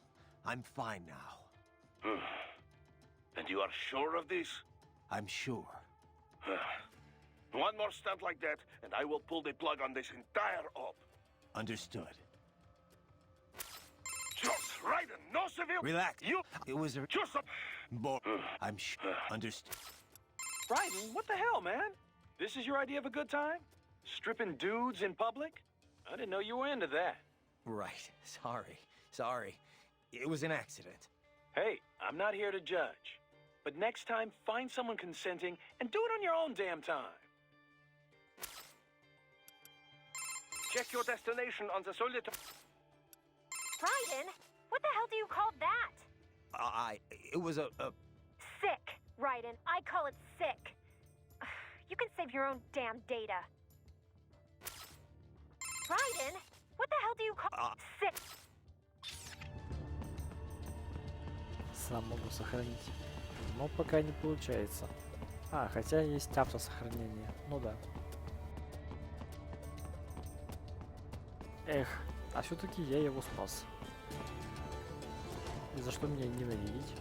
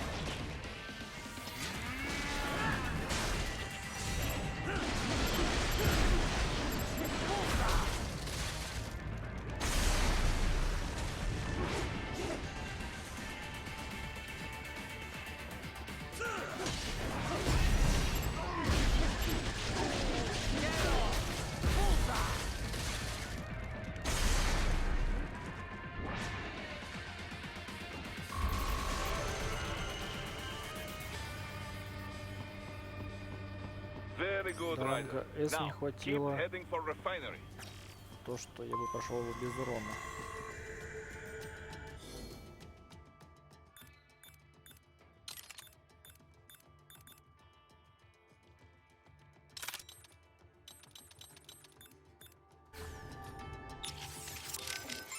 Ryder, if you ever get lost, by useful.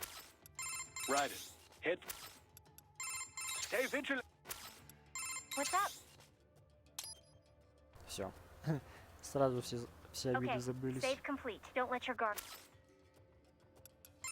Ryder, by useful.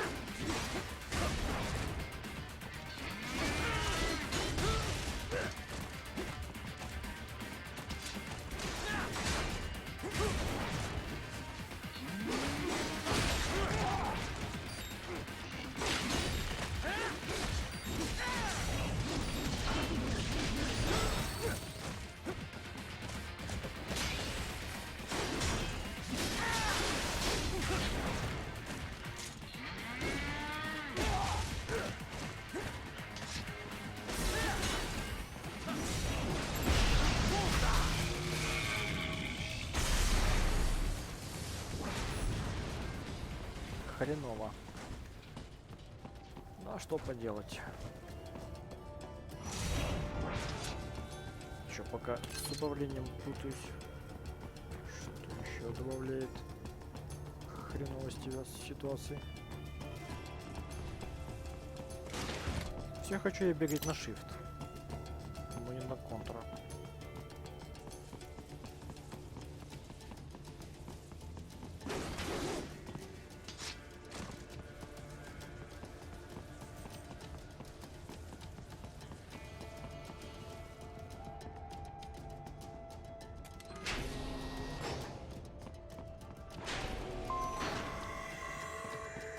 Raiden, wait. We're picking up a wireless transmission near your position. From the frequency, most likely an enemy data terminal. Check it out. We may be able to salvage some intel. Raiden, if you ever get by useful... Raiden, head... You must...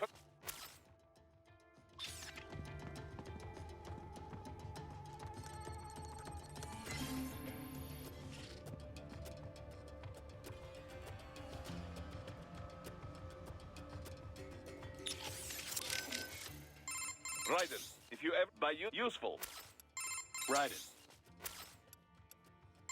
Check your destination. What's up? И никаких объяснений. Okay, save don't let your...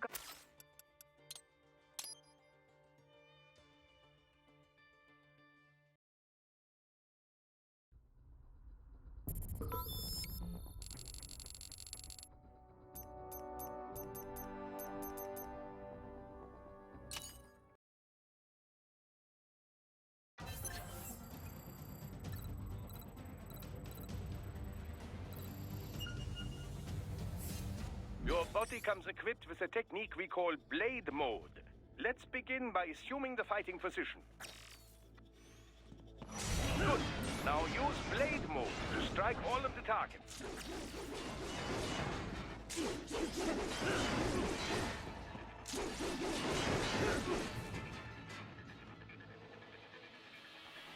Now remember, blade mode exacts a heavy toll on your fuel cells. Replenish your energy by attacking enemies. Your blade will absorb their electrolytes automatically. Try restoring your fuel cells back to maximum now. Standard cyborgs you can dismember immediately, no problem. Other foes will not fall so easily. You will first need to attack and damage them to some degree. Enemy sighted!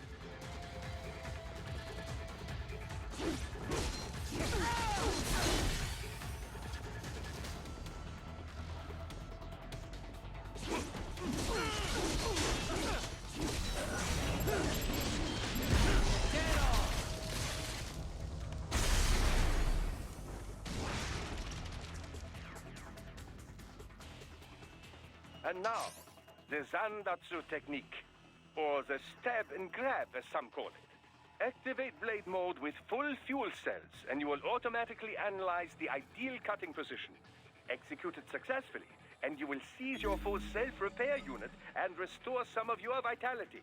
Now, try it for yourself. Take the enemy's repair unit before he falls.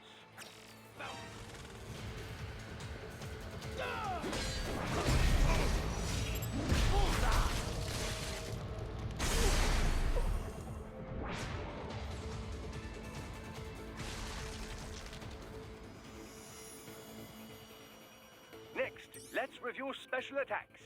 Approach a target from the rear or above without being noticed, and you can eliminate them with a single strike. I call it the ninja kill.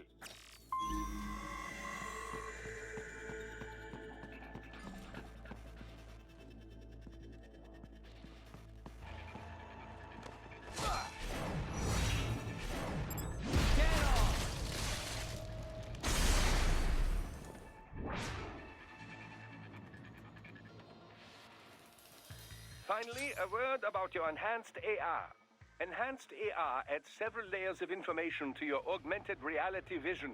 Use it for additional intel on your enemies or to see new aspects of your surroundings. Just remember, enhanced AR is automatically disabled as soon as you attack.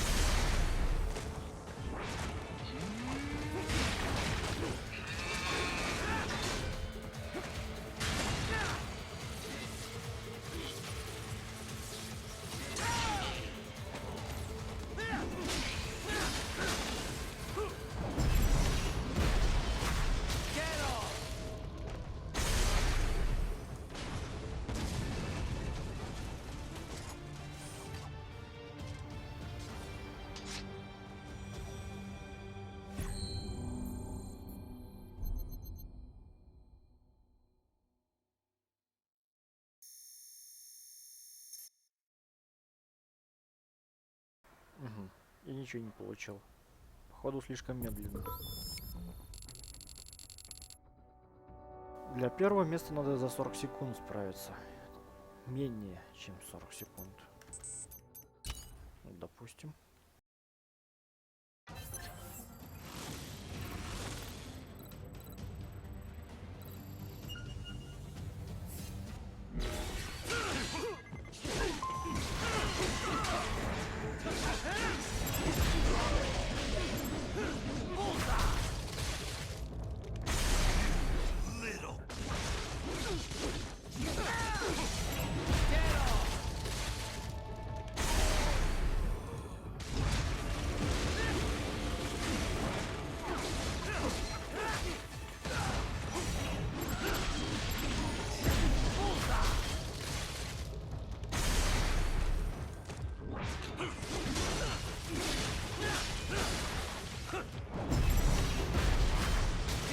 Уже не успел.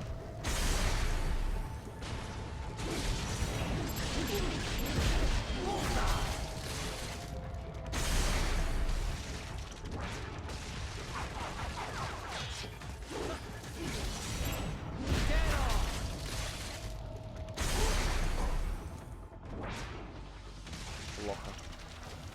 Быстрее, но все так же плохо.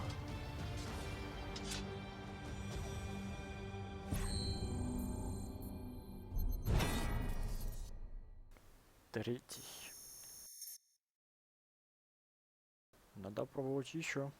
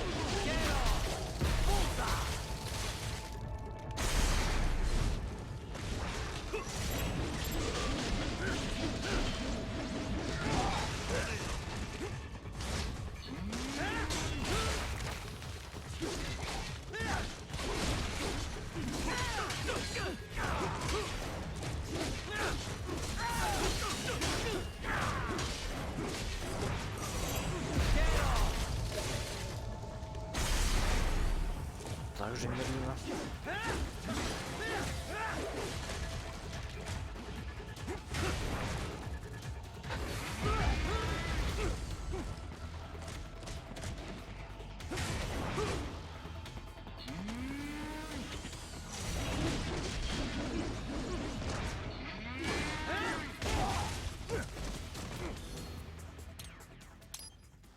Ладно, хрен с ним.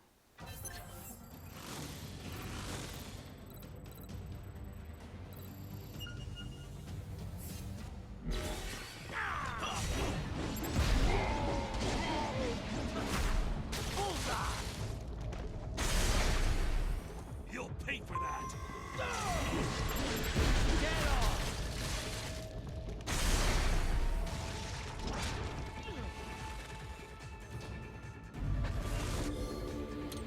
Уже долго.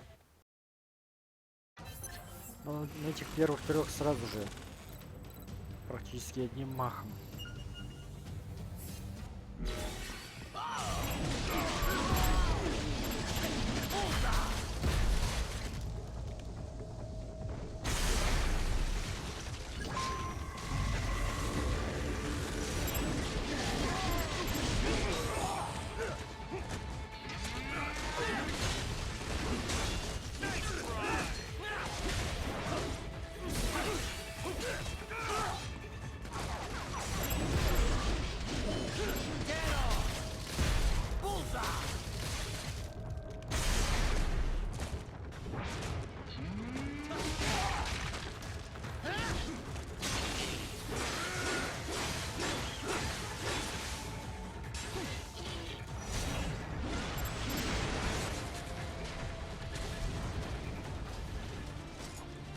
По идее, можно схалтурить и прийти сюда с более прокачанным оружием.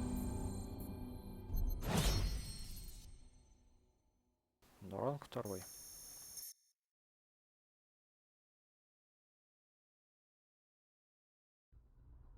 Ну ладно.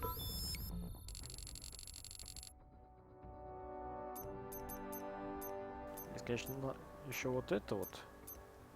Это такое. Потом.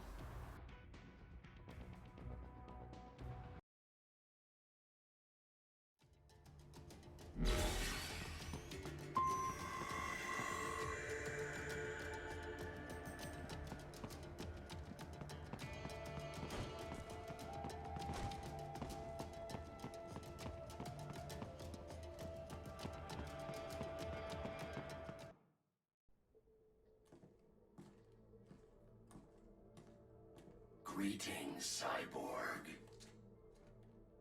Show yourself.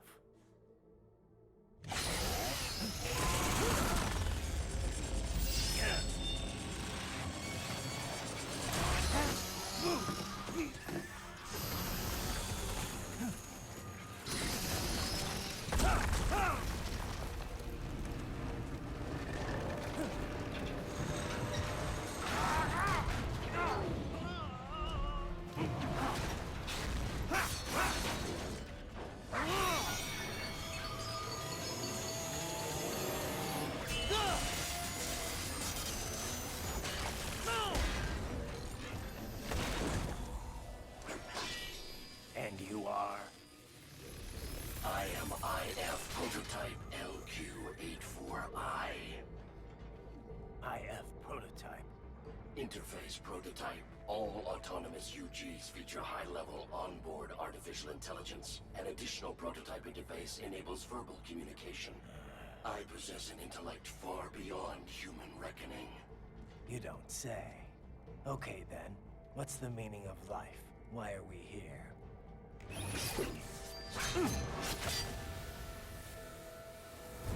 I am here to kill you.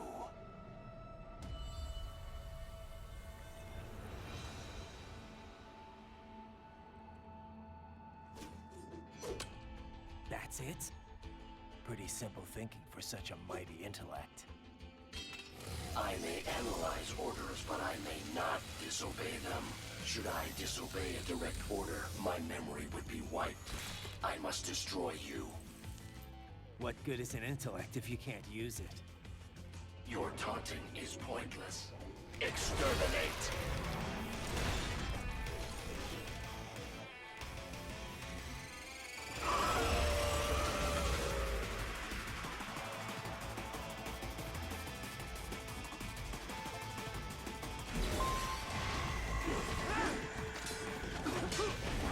You will die.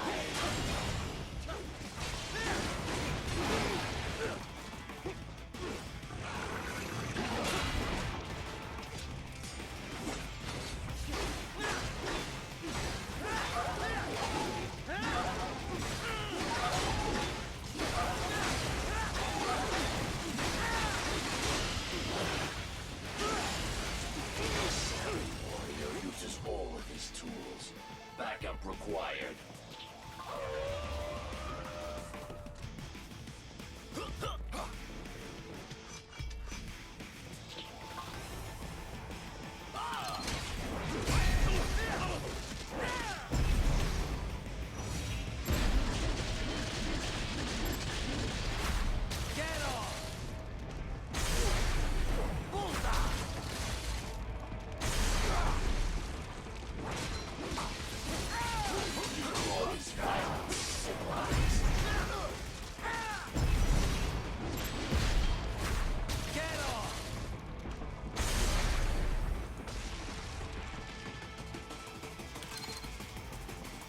Your intellect is far below humans. Multiple strikes.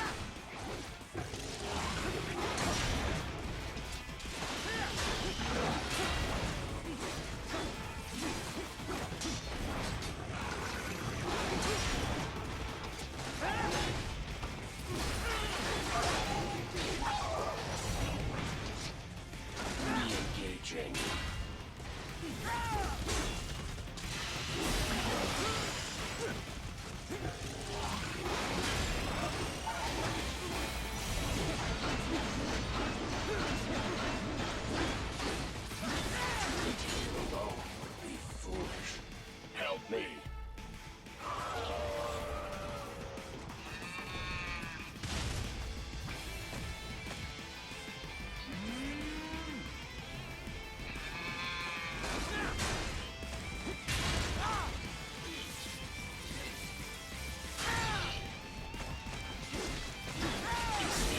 the human mind is capable of.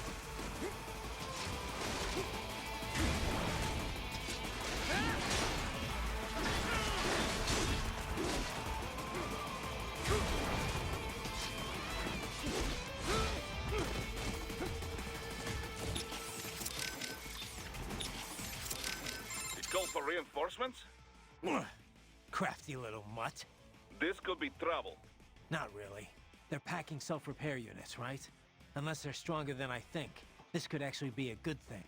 Well, hopefully yes, but be careful. It calls for reinforcements? This... Not unless they're... Well... I've seen a lot of weird stuff, but this takes the cake. Well, I'm glad you're entertained. Too bad you're missing all the fun.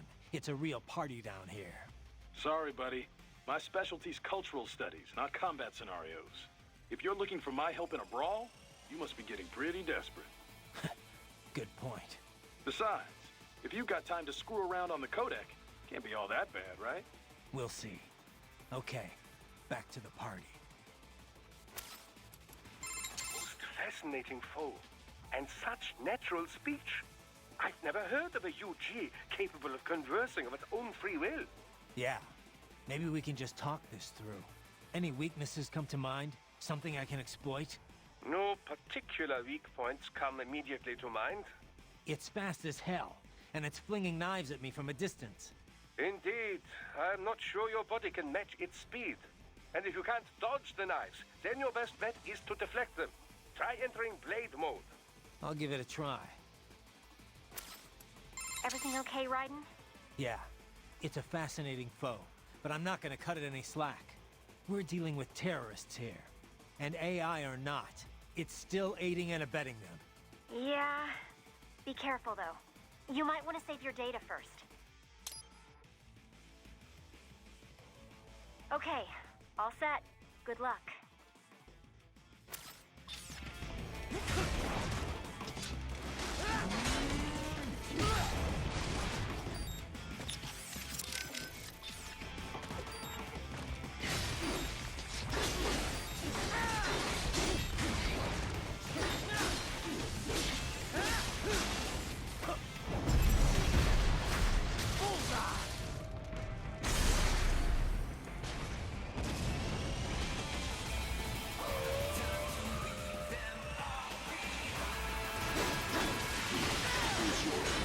Evade my blows.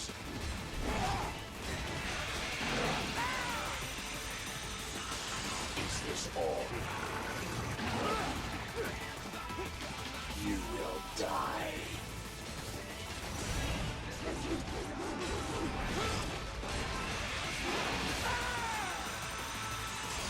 Disappointed. Мне надо просто уворачиваться.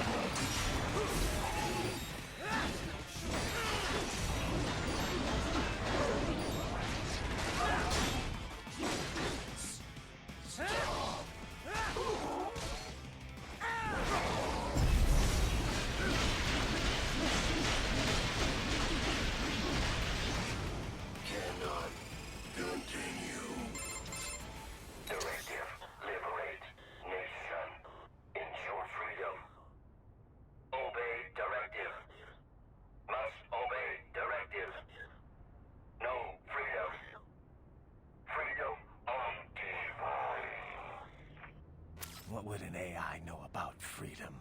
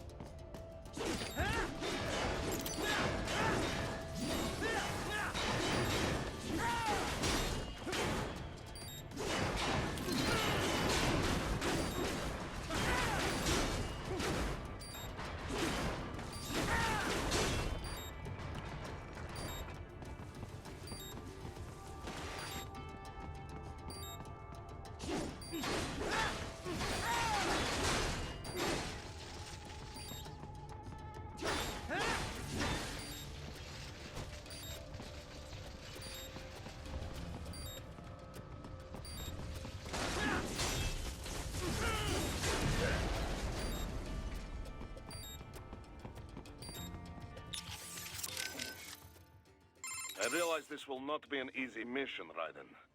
In fact, if it was not for your applied cyborg tech, it would be suicide. After all, you will be taking a fortified enemy position all on your own. This is the first time you've tried anything like this, yes? Well, not exactly. Huh. You don't need advice from Boris, is that it? Well, you will hear it anyway. We are moving past the days of small teams handling these kind of terrorist actions. With the rise of cyborg tech, the right individual can do what once seemed impossible.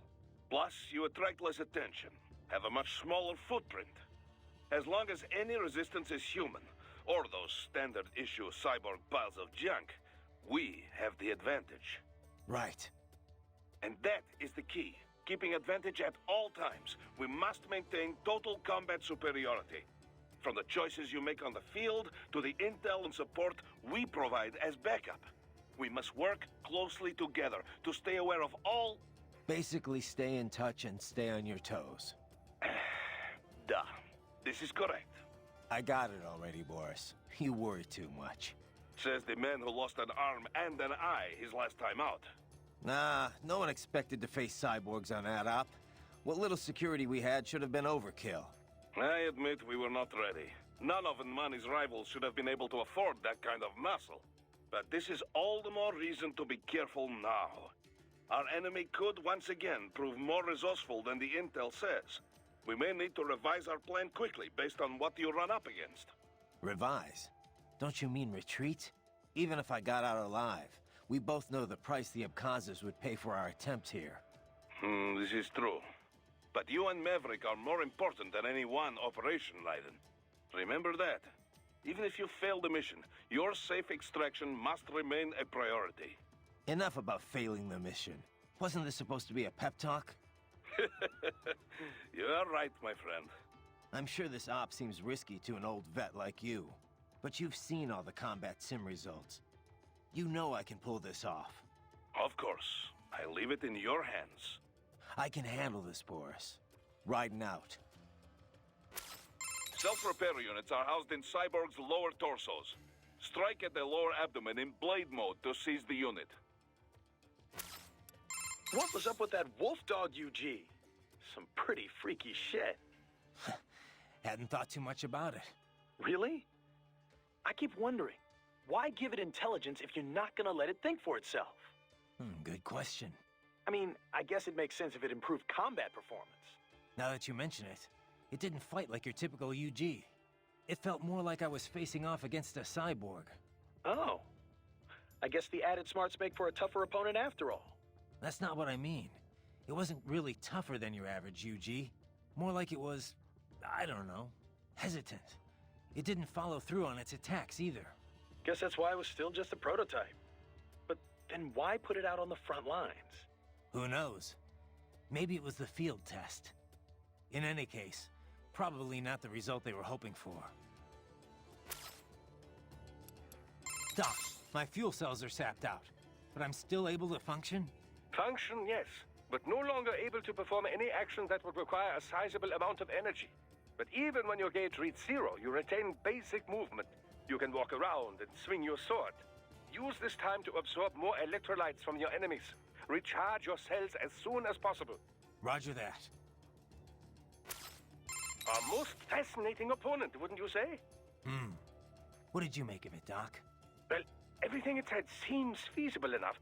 It's true all UGs feature high-level AI these days. Given enough time to adapt and learn, a neuro AI could certainly become able to comprehend speech. Then, with the right interface, speech and conversation will be possible. But what about it having actual intelligence? John Searle disproved the viability of the Turing test back in 1980. In other words, just because something talks like a person doesn't mean it's really thinking. It could just be following some program designed to make it seem as intelligent as possible. I'm impressed. You seem quite knowledgeable in this field.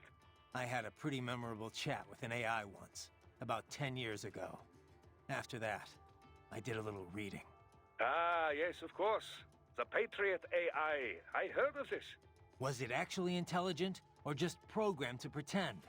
I'm still not sure. I suppose it depends on how one defines intelligence. For example, many term chess-playing AIs and such as having sectional intelligence. Some in the field believe that sentience or self-consciousness is a necessary part of the definition. When you ask if this UG had intelligence, I suspect this is more your criteria? Yeah, of course. Then you could ask, how do you define sentience exactly?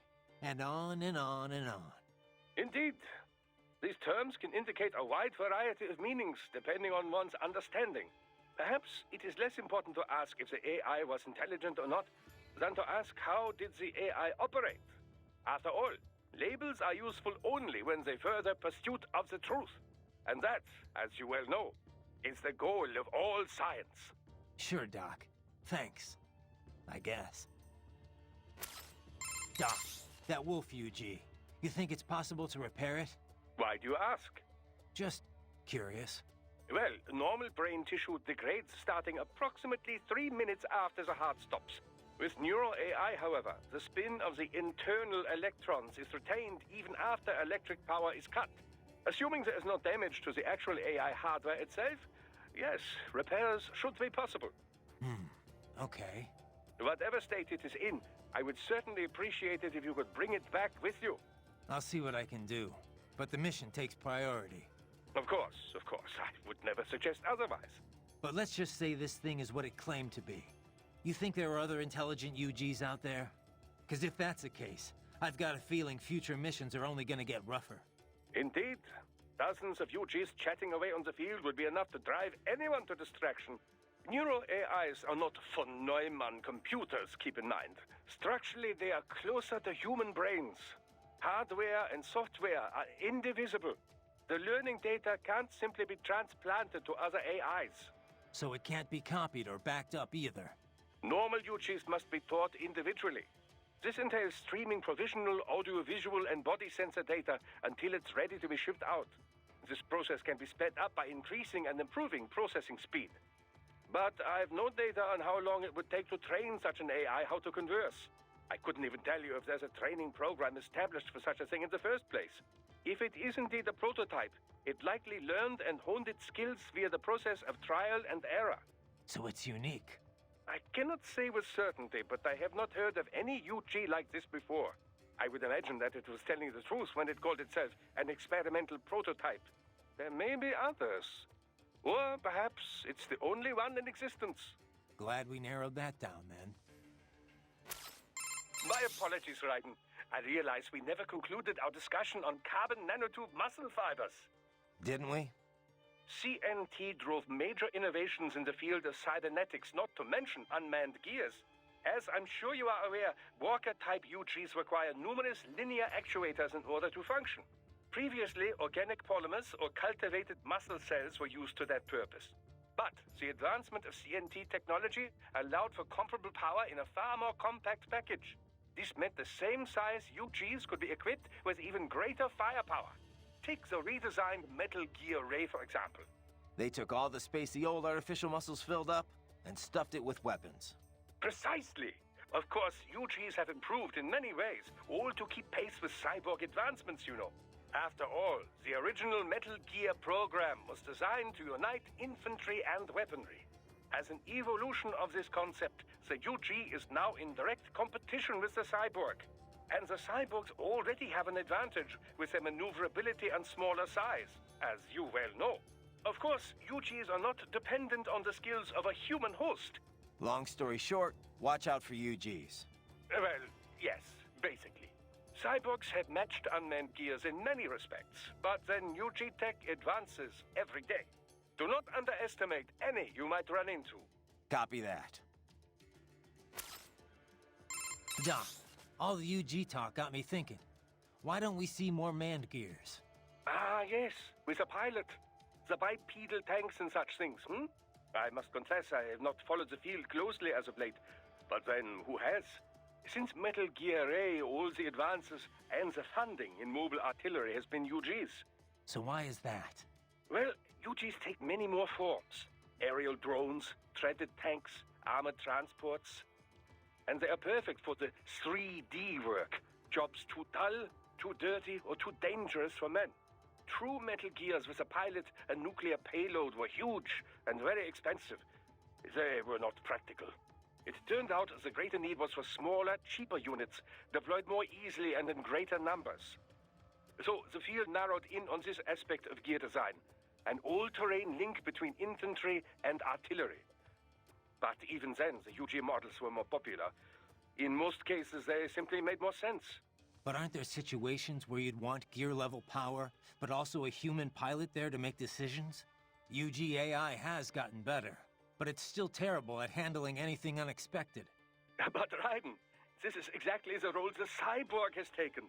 On the manned gear, any advantage of a cyborg in offensive power comes with a matching increase in size. This makes it so large as to no longer be practical for most infantry missions. Conversely, the smaller models are so close to cyborgs that, well, what is the point?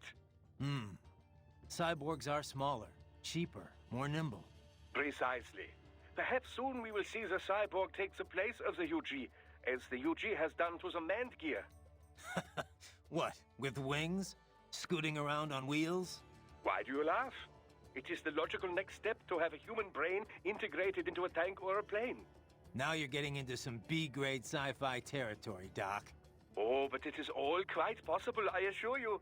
Just consider the possibilities. A humanoid friend for everyday life, yes, but the brainstem can be easily extracted and inserted into whatever chassis best suits the mission. So, yes, I suppose the paradigm could be flipped on its head. As UGs become smaller and smarter, they could begin to fill the cyborg's role. They will come to resemble them more and more in form and function, no doubt. I suppose at some point they would no longer be UGs, but androids. Glorious!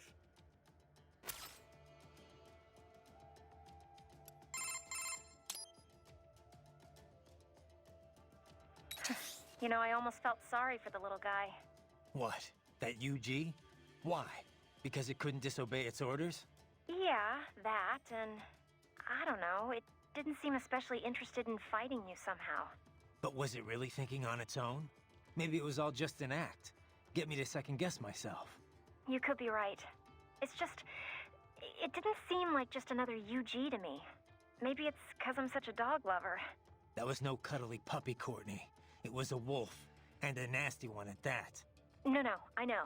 You're right. I didn't mean to sound critical. Whatever it was, it attacked you. You had no other choice. Didn't have much freedom myself, did I? Copy that. Later, then? Yeah. You know, our last chat got me thinking about all the problems with PMCs. Oh? You come up with a solution to all our industry's ills, then? Yeah. Let's just change the acronym. That's your solution? Just change the name and change the reputation, eh? To what? I know you like private security provider, but that'd be PSP. Private military security? PMS? Well, the Montreux document uses PMSC, right? Private Military and Security Company. A bit more comprehensive. And a bit more awkward too, I guess. Seems like it never really caught on. Yeah, we only use PMSC on contracts, or when we're specifically excluding older-style PMCs. I guess once a name sticks, that's it. Old habits are hard to break. Right. Besides, I think we're past the point that a name change would do much for the industry's image. I get your point. Though it did work once before. We don't call them mercenaries anymore, do we? By the way, Raiden, we're not picking up any EXIF codes here either. They're all unaffiliated. Makes sense. We're enemies. Desperado's EXIF code won't match ours, and vice versa. How much do you know about how EXIF works? Not much. Just that it comes up as a positive match for friendlies and unaffiliated for anyone else. Which could be friendlies or neutrals not broadcasting the same code for some reason. Say a damaged transmitter or signal interference.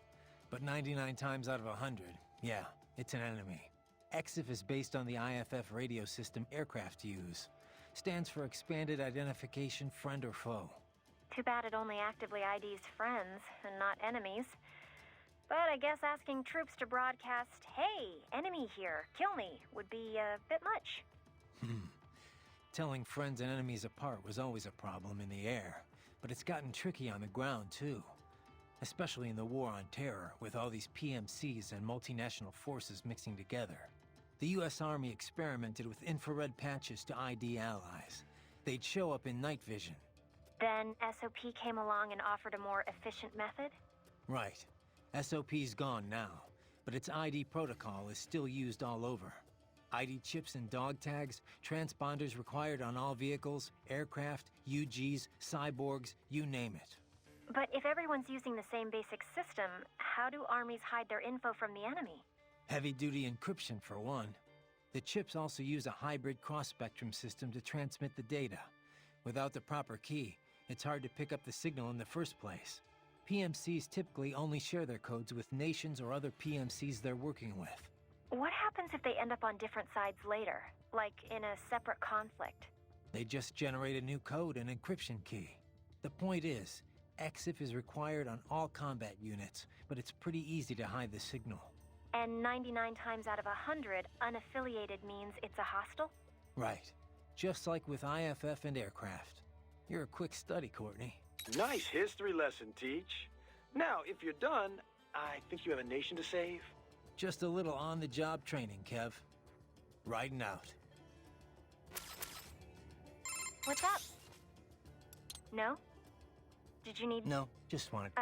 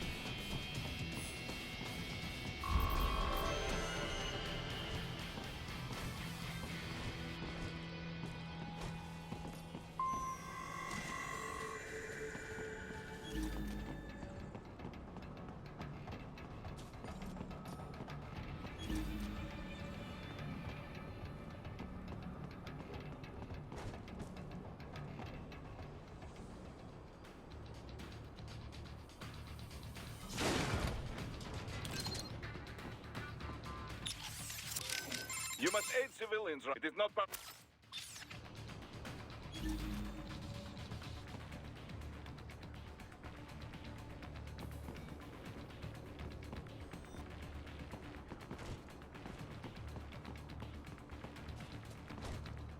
gotta be pretty stupid to try and hide here. Looks to me like Russian spies. Hey, we are just...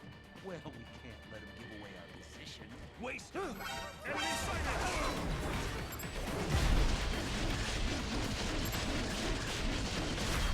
Bullseye!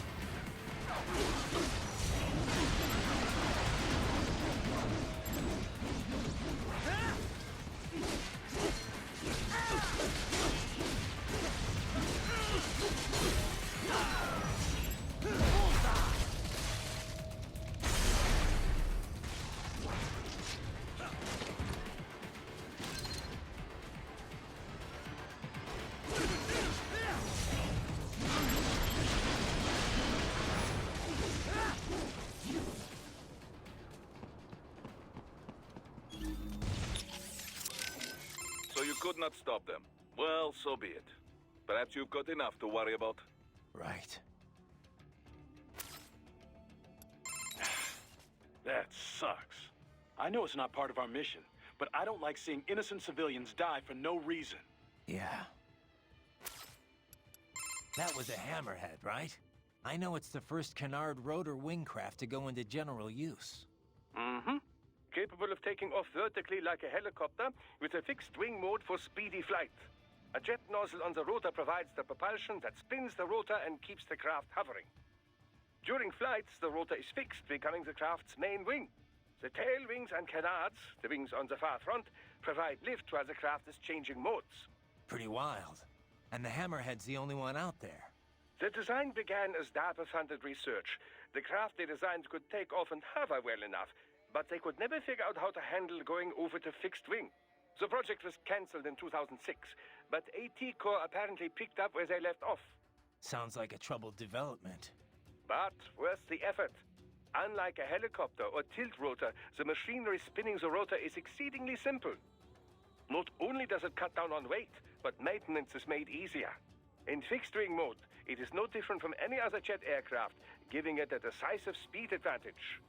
I must say it's well suited as an escort to a tilt rotor, too. I can see you're a fan. Oh, I'm a fan of anything imaginatively designed. As a scientist, it pushes all my buttons, one would say. In terms of innovation, it shares a great deal with the Triebflügel, a World War II-era German concept craft. It, too, utilized the tip-jet concept. Doesn't look like it has any business being in the air, though. I'd be kind of nervous riding in one. Oh, but that's just what would make the ride such fun, no? I'm a firm believer in the case for more pie-in-the-sky experimentation like this. We live in an age of UGs, after all. We don't even need test pilots. No one's gonna get on if it crashes, Doc. One thing about fighting these cyborgs, Doctor, it's strange in a way. Oh? How do you mean? I can slice them to pieces, and with all their pain and emotion suppressed, they don't feel a thing. At least against SOP troops. You never forgot they were real people. But these cyborgs, it starts to feel like I'm taking on unmanned gears, robots, not living, breathing men. Intriguing. Tell me, does it help assuage the natural feelings of guilt? There is no reason to avoid this topic. Man has wrestled with it as long as there has been war. Guns were a huge step, of course, as it became easier to take a life, physically and mentally. Then, destroying a tank or airplane, where you no longer had to see your enemy's face as he perished. Eventually, remote-controlled drones further distanced the killer from his victim. much like the video games. I suppose cyborg soldiers could be seen as yet another step in dehumanizing death. Maybe. I do feel like I could forget I'm taking the lives of real people here. Well, under normal circumstances, you wouldn't necessarily be taking their lives, strictly speaking. So, as long as the brain is supplied with oxygen, a cyborg can survive most anything, even if respiration is disabled. An emergency supply of liquid oxygen would remain in the bloodstream. The cyborg would enter a state of hibernation, yes. But so long as the brainstem were retrieved intact, it could be attached to another body and revived. That's how the two Gemini survived. The Gemini? Ah, yes, the twin cyborgs from the motorcade. But Desperado's cyborgs are different. Physical self-destruction is a fail-safe security measure. In any case, it is unfortunate that Prime Minister Mane was human. Perhaps if he had been a cyborg, he might have survived as well. We'll never know. Besides, a robotic prime minister? I doubt anyone would accept that. Inside or outside the country. Yes, I suppose fear always does trump logic when it comes to the general public. Exactly. Bryden, something I meant to ask in our last chat. Did you consider opting for emotion restraints? I can understand one might be leery of the procedure, but it is all perfectly reversible, I assure you. You could implement them for a mission and then do away with them as soon as it was over. I'll pass, thanks. To be honest, I have a problem with the whole concept. And what is that? Decisions are about more than just logic. Lose your emotions, and you risk not being able to relate to how normal people see right and wrong. Your conscience could end up different, warped, or who knows, maybe gone altogether. Boris agrees. That's why no Maverick cyborgs are allowed to use emotion restraints. An understandable perspective. There is some data to support your belief. MRI scans have isolated the brain activity associated with choosing between good and bad. Mostly in the dorsolateral prefrontal and central orbitofrontal cortexes, to be precise. But this entire area of the brain is known to process emotion, not logical thought. It would seem to support the idea that emotion indeed plays a role in values-based decisions. Well, there you go. But another argument can be made, that it is emotion that sparks human conflict in the first place. All the great wars, all the great atrocities, would they have happened if not for emotional decisions? Maybe not. But we can't just ignore the worldview of most of the planet. We don't exist in a vacuum here. To most of the world, a PMC operating on its own guidelines would be like a terrorist organization. They'd say we used brute force to impose our strange values on others. And they'd be right. Yes, well, you have a point. Abuse of emotion restraints has become a hot topic. Suppressing fear tends to boost aggression, which has led to cases of excessive violence. True, achieving the right balance is difficult. But on the other hand, it makes it possible to intentionally make people more aggressive. Even a child can become a bomb just waiting to explode. Yes, it is very likely that Desperado is employing just such a technique. Hey Doc, Kev mentioned a lot of the high-ranking military were brain-jacked. Can you give me any more on that? Well, it is not my area of expertise, but I have working knowledge of such matters, yes. Much of it is similar to cybernetics, you know. Makes sense. A cyborg's frame is reading signals directly from the brain. Indeed. Brainjacking employs nanomachines to stop these signals from reaching a normal body. The pilot can then substitute their own signals and control the victim. They can govern all motor movement, but not the victim's thoughts. It is not mind control. More like a puppet. The subject will not move on their own. The pilot must send control signals. You can't just implant an idea like a hypnotist. Precisely. You must manipulate them directly. Now, there are several methods for doing this. The pilot can act out the desired behavior and send the resulting electric impulses in real time.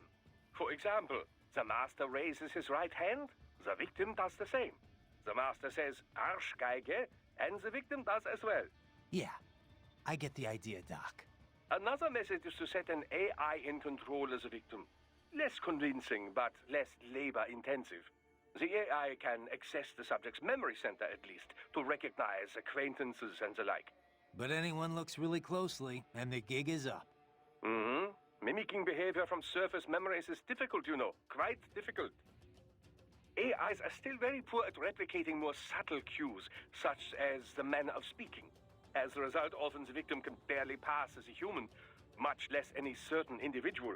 With the current tech, a passing acquaintance might be fooled, but not a close friend. Not for long. Good.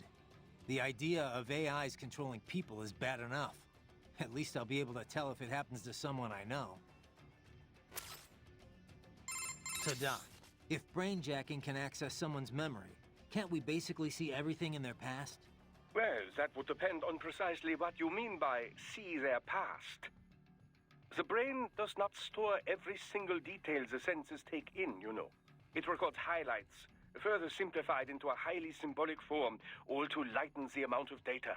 We know how the brain reacts to what it was previously aware of. We can even gauge the emotion provoked. But reproducing memories? No. I've seen little progress in research to this area. But say we directly linked my brainstem with the nanomachines of a brainjacking victim. Couldn't I read their memories? There have been attempts at such things, but it is not so simple, you know. The connections between successive memories make up one's identity. If you disturb that... For example, say we remove all memories you have of being yourself and replace them with my own. Yeah. You would feel you was a great Dr. Wilhelm Vogt. You would behave very similar to how I do.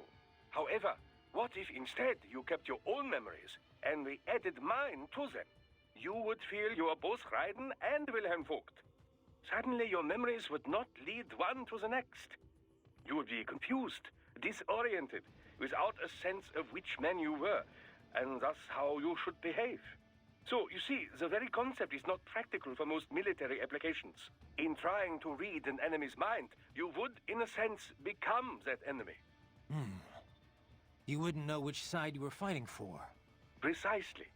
Cyborg memories are completely different, of course. A cyborg's visuals are often monitored by outside parties, much as we do with yours. This visual data can, of course, be recorded for later analysis. All with full video and all in the holographic memory in their left hands. So you can just sit back and enjoy the movie? Well, it's not always recorded, mind you. And even then, there's the issue of locating the desired data buried inside all that video. You might need to comb 10 days of recordings from 10 cyborgs to find a single person or document. That is 100 days of work. Even replay double speed, 50 days. Can't you automate the search? Of course. You can flag any time a certain face appears or if certain words are said. But the process is not perfect, and it still requires time, you know. Besides which, often one doesn't know what they are searching for until they find it. But should you ever require a search through your memory, Raiden, I would be happy to assist you. Yeah, for a modest fee, I'm sure. I have to say, Doc, it's almost scary everything nanomachines are capable of. SOP, brainjacking. Oh, but the cyborg is capable of even more. You think? I do. With nanomachines. You know this name has always bothered me, nanomachine. They are much more than smaller versions of existing machines. So much more. You cannot just take a motor and make it all teeny tiny, you know? A human chromosome is 10 micrometers long, roughly. A nanometer is 1/100th that length. These devices must be crafted at the molecular level to work at that scale. It is far more to do with molecular biology than mechanical engineering. Okay, Doc, but where are you going with it? It is, however, now possible to create proteins that simulate viral functions, effectively fooling natural human cells into taking on a wide range of less conventional characteristics, boosting strength or resilience, or even regenerative ability. Not to CNT muscle fiber levels, of course. After all, these molecules and proteins can only make use of the materials at hand. That is to say, the atoms that naturally occur within the human body. I'm not sure I follow. Are you saying cyborg tech is already more advanced than nanomachines? Well, not necessarily. But the potential for future growth seems much greater, does it not? Natural means can only rearrange what is already there. Boost one ability too far, and you might take away from another. If the human race is to truly evolve, I believe we must shed this DNA-driven organic flesh and exchange it for something far more functional. Cyborg technology seems better suited to this purpose, at least in terms of military applications. But then, who knows? A revolution in nanotechnology could be occurring even as we speak. Progress rarely takes the form we expect, you know? Such is the great frustration and glory of science. Doc, that wolf UG. You think it's possible to Why, just... well, assume whatever... I'll see... Of course. But let's... Because if that's the case... In new heart, So it... no, this I could... If it... So it... I would then... Glad...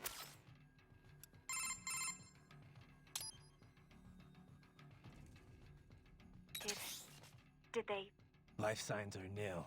Guess I was too late. Copy that.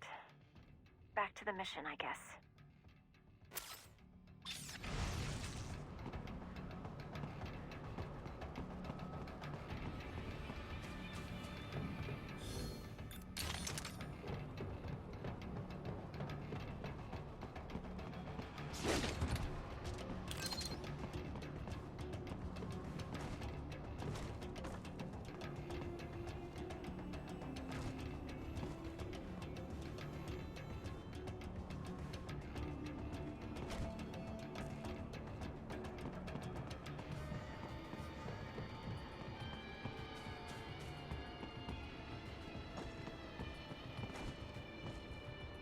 So that's where they're holed up.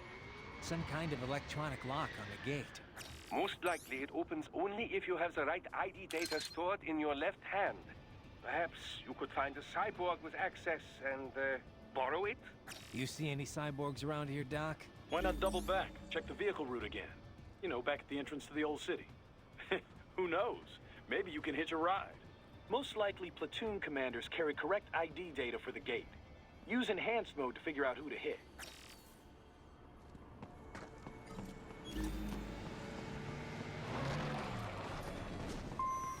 Enemy sighted!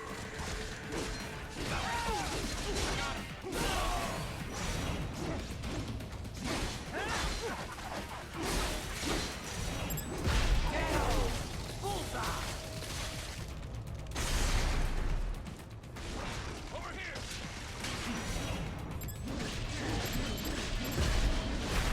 Get off!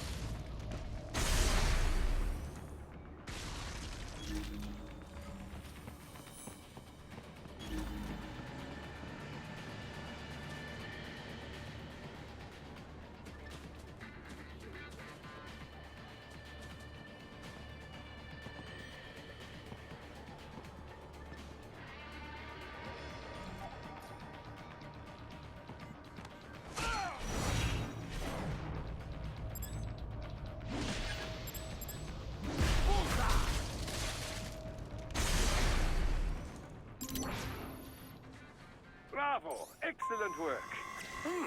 There was classified data embedded in that hand. It appears that man underwent modification at the Patriot facility, just as you did.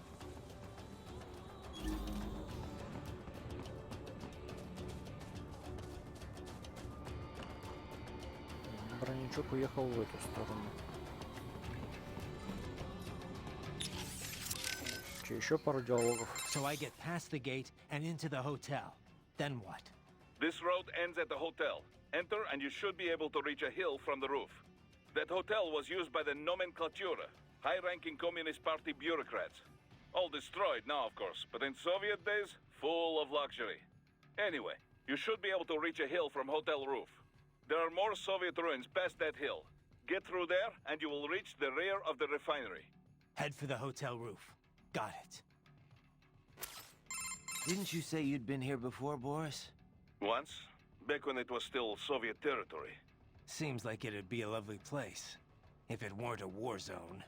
The Pearl of the Black Sea, they called it, back when more Russians lived there. It was very popular resort spot for the USSR. This is before the wall fell, of course. Then Russia and Georgia began to fight over the area. Kicking off the war in the early 90s. Georgia was a Soviet republic. Abkhazia, a semi-autonomous state within it. The Soviets like to stoke ethnic rivalries between the two. And not just there. In all the outlying territories. It kept them easier to control. But with the Russians no longer watching over the two... Duh. The Abkhaz were scared. They knew an independent Georgia would swallow their nation sooner or later. So they took advantage of a Georgian military coup to declare their own independence in '92. Of course, the new Georgian government was not happy to hear this, and so... The same old story. And with Russia supporting the Abkhaz, it was a stalemate. 2 years later, the ceasefire meant Abkhazia was finally independent, but not officially. They still are not formally recognized by Georgia, or most of the international community. This region is filled with breakaway states. This is true. There is South Ossetia, also in Georgia. Transnistria in East Moldova, and Nagorno-Karabakh, which broke from Azerbaijan. In any case, even Russia did not officially recognize Abkhazia as independent until 2008. So it was not long ago Sukhumi was a war zone. It has changed dramatically since then. They have been rebuilding steadily, with Russian support, ever since SLP was shut down. Good to hear. But doesn't that leave them wrapped around Russia's little finger? It does. Which is why Dolzaev is calling for a truly independent state. He wants an Abkhazia that takes orders from no one. Not Georgia, not Moscow. Sounds like a worthy cause. Duh. But many Abkhaz are happy with the reconstruction Russian support makes possible. Few of his fellow countrymen were interested in what Dolzaev had to say. At first. And then Desperado showed up. Exactly. They brought the sad ending to this little history lesson. It is no wonder so many people mistrust PMCs, eh? I suppose not. Boris, do we have anything else on Dolzaev? Any more on his background? Very little confirmed intel, but it seems he is a former Chechen insurgent.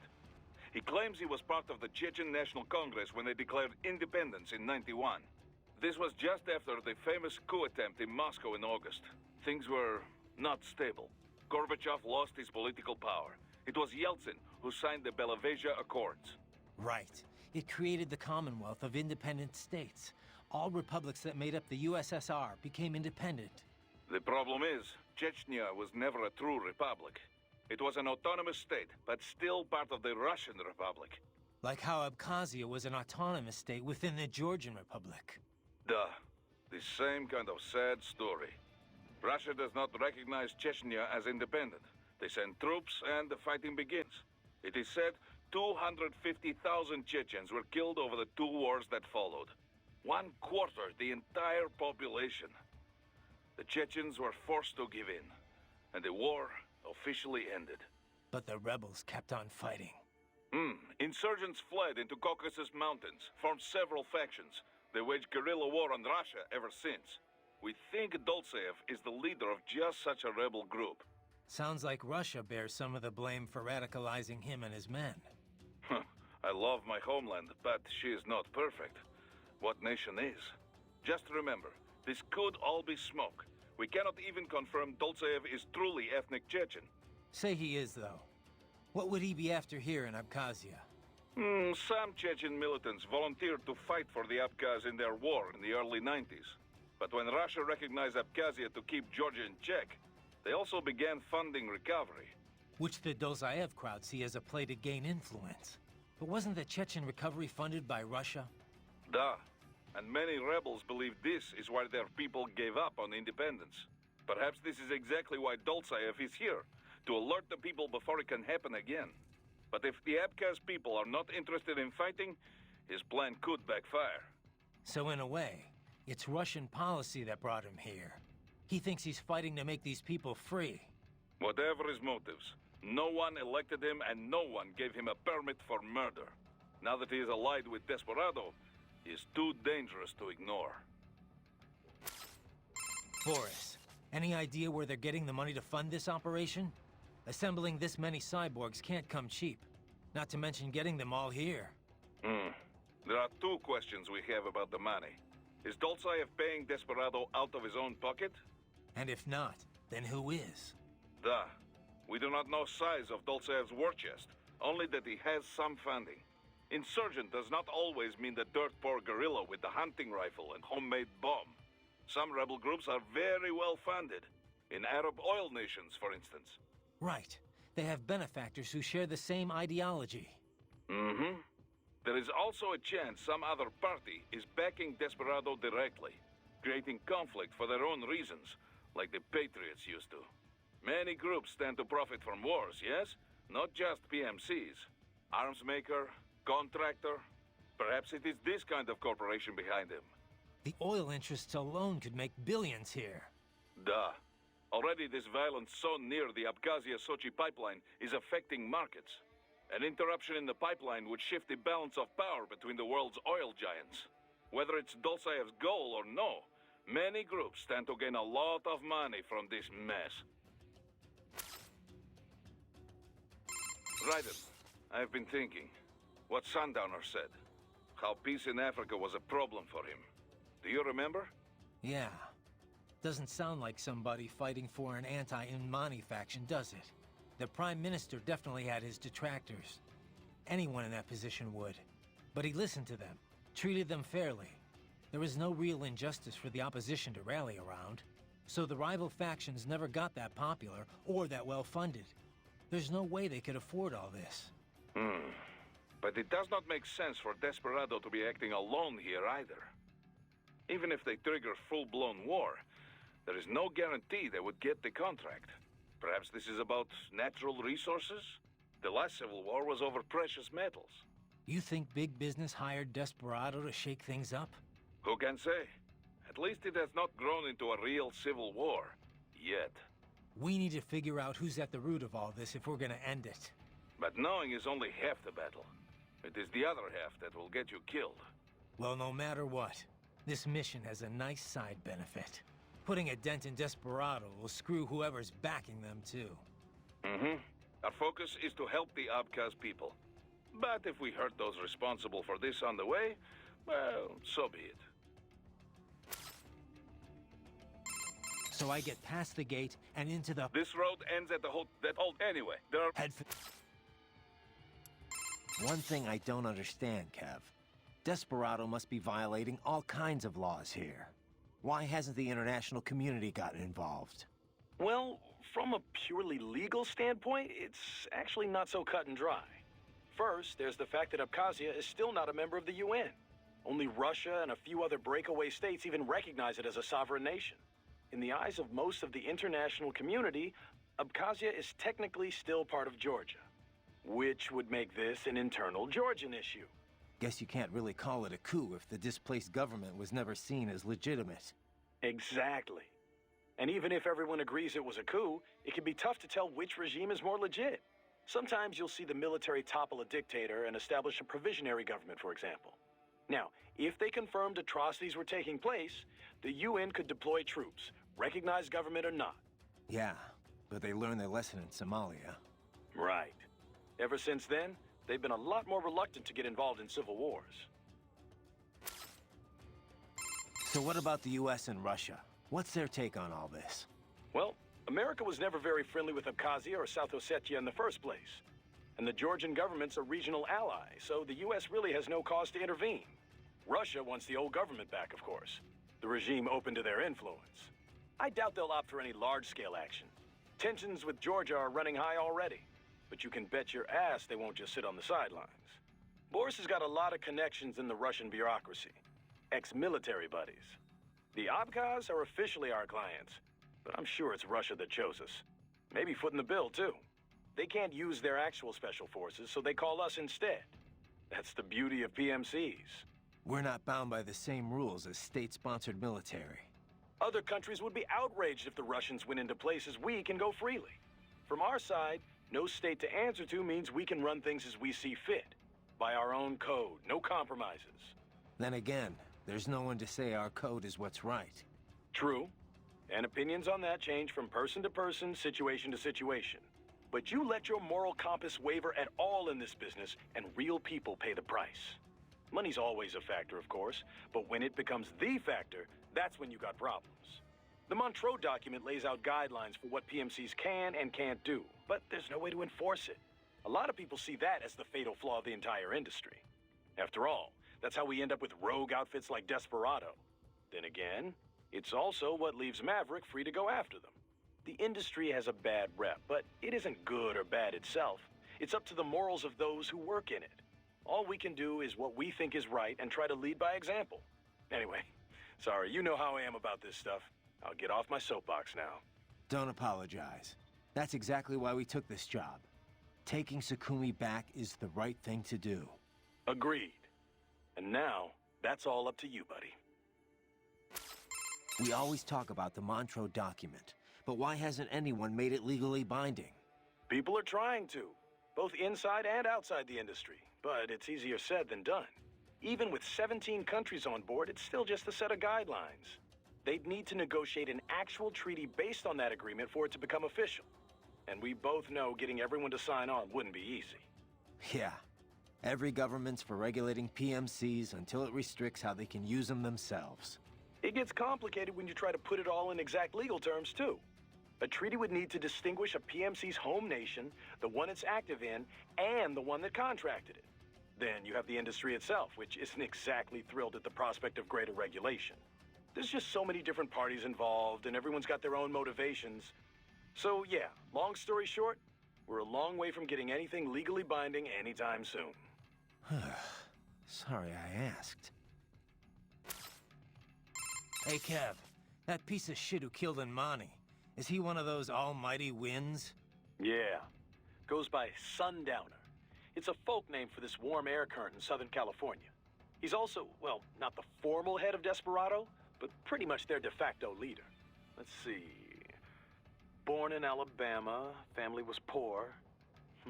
Solid student, decent grades, but no money for college, so he joined the army. Says he fought in Panama in '89, then Iraq again, Afghanistan. In 2008, he drops out of the service and starts doing merc work for various PMCs. He was active all through the SOP years. Built up quite a reputation. Apparently, the Sundowner handle comes from all the blood he leaves behind. Looks like the sunset. Anyway, an IED put him out of action for a few years. But then, cyborg tech brought him out of retirement. The Army investigated him for possible war crimes. A few times, looks like. Desecrating remains, torturing POWs, some wrongful deaths. No convictions, though. Pretty rosy past, huh? Not that I'm one to talk. Hey, come on, buddy. You know that's not fair. You were just a kid. You didn't know what you were doing. And it's not like they gave you a choice. Yeah. Thanks, Kev. Kev, you dig up anything more on Jetstream Sam? Yeah, actually a bit. Still a lot of missing pieces. I'll take what I can. Right. Full name, Samuel Rodriguez. Born in Brazil, so I guess that'd be more like Samuel Rodriguez. He's actually not one of the Winds of Destruction. He's not even a Desperado employee. Yeah. Didn't seem like your typical PMC to me. His father ran a Brazilian Kenjutsu dojo. Kenjutsu? That's a school of Japanese swordplay. Mm-hmm. A lot of Japanese immigrated to Brazil way back when. They brought martial arts with them. Those evolved and became their own offshoots. You've heard of Brazilian Jiu-Jitsu, right? It's their variation on Judo. Brazilian Kenjutsu's the same kind of thing. A different evolution of the old samurai sword skills. Bit of capoeira and some other stuff mixed in. Anyway, I did some digging. Apparently, the Rodriguez dojo was a big proponent of the Uridachi style. Uridachi, a.k.a. Setsujinken, the murdering sword. Basically the polar opposite of my sword of justice. Rodriguez Kenjutsu uses kicks, sword butts, even throws. Unpredictable and very deadly. Anyway, this is interesting. Sam's father was killed by one of his pupils.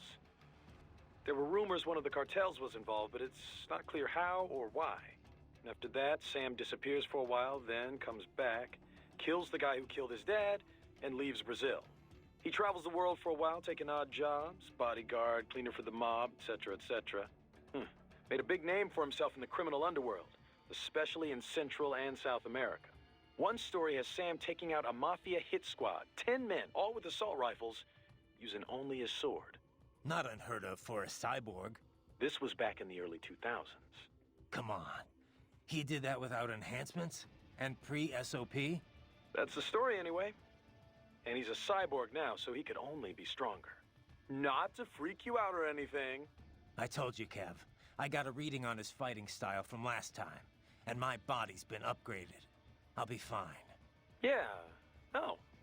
I know you will be. Raiden, head for the oil refinery. Stay vigilant, Raiden. Hey, Courtney. Have you ever tried Abkhazian cuisine? Georgian, yes, but, I mean, I don't really know much about Abkhazia, so... It'd be nice to try it, though, since we're this close and all. Huh. Even you haven't tried it? Now I'm really curious. What do you mean, even me? Well, before we head to any new country, you always hit up local spots that serve their cuisine, right? You know, your little research trips. Oh, come on. Not always. I just think it's interesting to compare local interpretations of ethnic food to the real thing. Plus, it's a great way to get familiar with a big part of any nation's culture. That's all. Okay. But no time for research this time around, huh? Well, like I said, I've had Georgian food before. And most of the Eastern Bloc sees Abkhazia as just another part of Georgia. But yeah, really tasty. They had this incredible cheese bread. Ugh, and the wine. Georgian wine is famous after all, though I hear you won't find it in Russia. They say most Abkhazian cuisine is closer to Turkish food than what you'll find in the rest of Georgia. Apparently only their wine resembles what they serve in Georgia.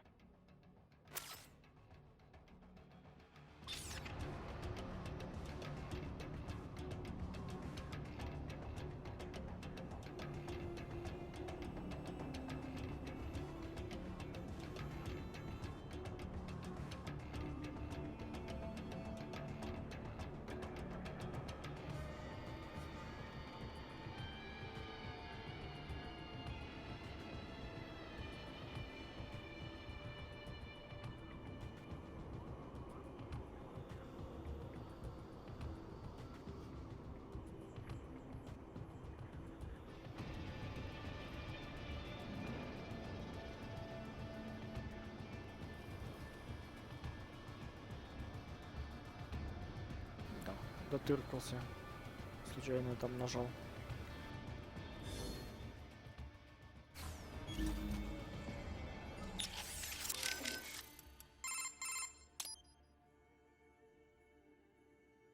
How are things back at Control, Courtney?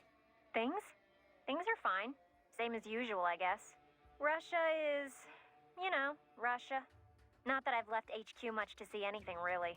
No concerns about security? Isn't that a civilian airport you're stationed at? Sochi International, yeah. But we're fine. We have our own cyborg detail on the job. Plus, any trouble and we can just take off. Literally. One of the perks of housing your HQ in a giant transport plane, I guess. Now, if anyone wanted to mess up this op, they'd have a much easier time coming after you directly. I'm not so sure. Have you seen this new body in action? It's amazing. It's ready for anything. Unless they... Oh, Raiden, yeah. Your body? It's so amazing. Very funny. Yeah, you know what I meant. Oh, is it getting hot in here? Or is that just your body in action? All right. If you're done, I'm going to get back to the mission. Okay, I'll stop. Thanks. For a guy with a bod like yours, anytime. By the way, I picked up something interesting on that tilt rotor back in Africa. Desperado's getaway vehicle? What do you got? I traced its registration. It comes up as a, get this, mail transport. A Somali civilian helicopter. Not even the right type of aircraft. So the registration is fake. Well, par for the course for Desperado, I guess. I wonder why they bothered with the tilt rotor in the first place. Why not? They can take off and land without an airstrip, virtually anywhere. Hover, too. Meanwhile, they have the speed and range of a fixed-wing plane, or close to it. And they're quiet. You don't get all that BVI noise from the blades like with a normal copter. Aren't they more accident-prone, though? They were. Used to call them Widowmakers. The rotor tech is really complex. There have been a lot of mishaps over the years, but each one's helped perfect the design. These days, they're as safe as any other aircraft, helicopter or fixed wing. Most of VTOL's bad rep is left over from the thrust vectoring jets of the past. Ah, no wonder you know all this. Says here you took down a Harrier once. Wait, by yourself? Well, I did have a rocket launcher. Wasn't so tough while it was in hover mode. I bet you're just being modest. Must have been a pretty crazy op you were on. You don't know the half of it. What's up? Okay, save complete. Don't let... Да. Точно затянется. Толком продвигаться не будет.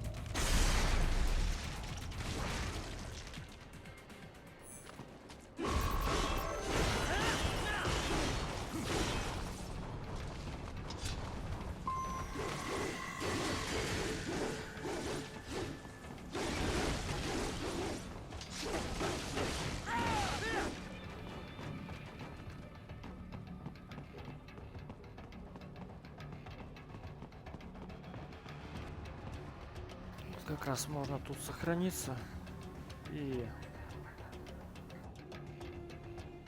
пока на сегодня закончить. Я уж не знаю, как с этими диалогами поступать.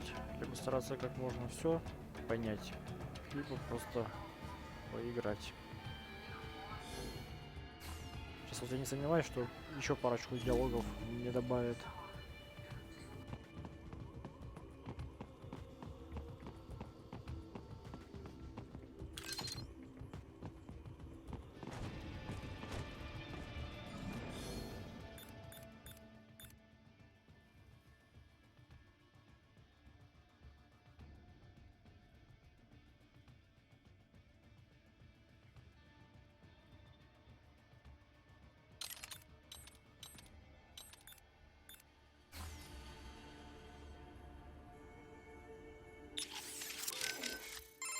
So I get past the gate and in... That all the... Anyway, there are... Head for the... Raiden, head for the... You must continue. What's up? Okay, save complete. Don't let your guard down, okay? Ну это ладно. Начало положено. Но какое оно? Я не знаю. Как все это выглядит со стороны. Конечно, это, наверное, 100% нудно все эти диалоги читать. Тем более даже они не озвучены. Но можно, конечно, какую-то информацию почерпнуть. Но тут еще и сторонние темы вообще от игры. Кухня в Абхазии, блин, и Грузии. Так что я не знаю. И тем более вся эта вот научная штука, которая тоже может, можно сказать, ничего не даст. Можно просто пройти, поиграть в эту игру и стараться все найти и исполнить как можно лучше. Но этим надо будет подумать. Или я, как обычно, не подумаю и все решу в последнюю очередь.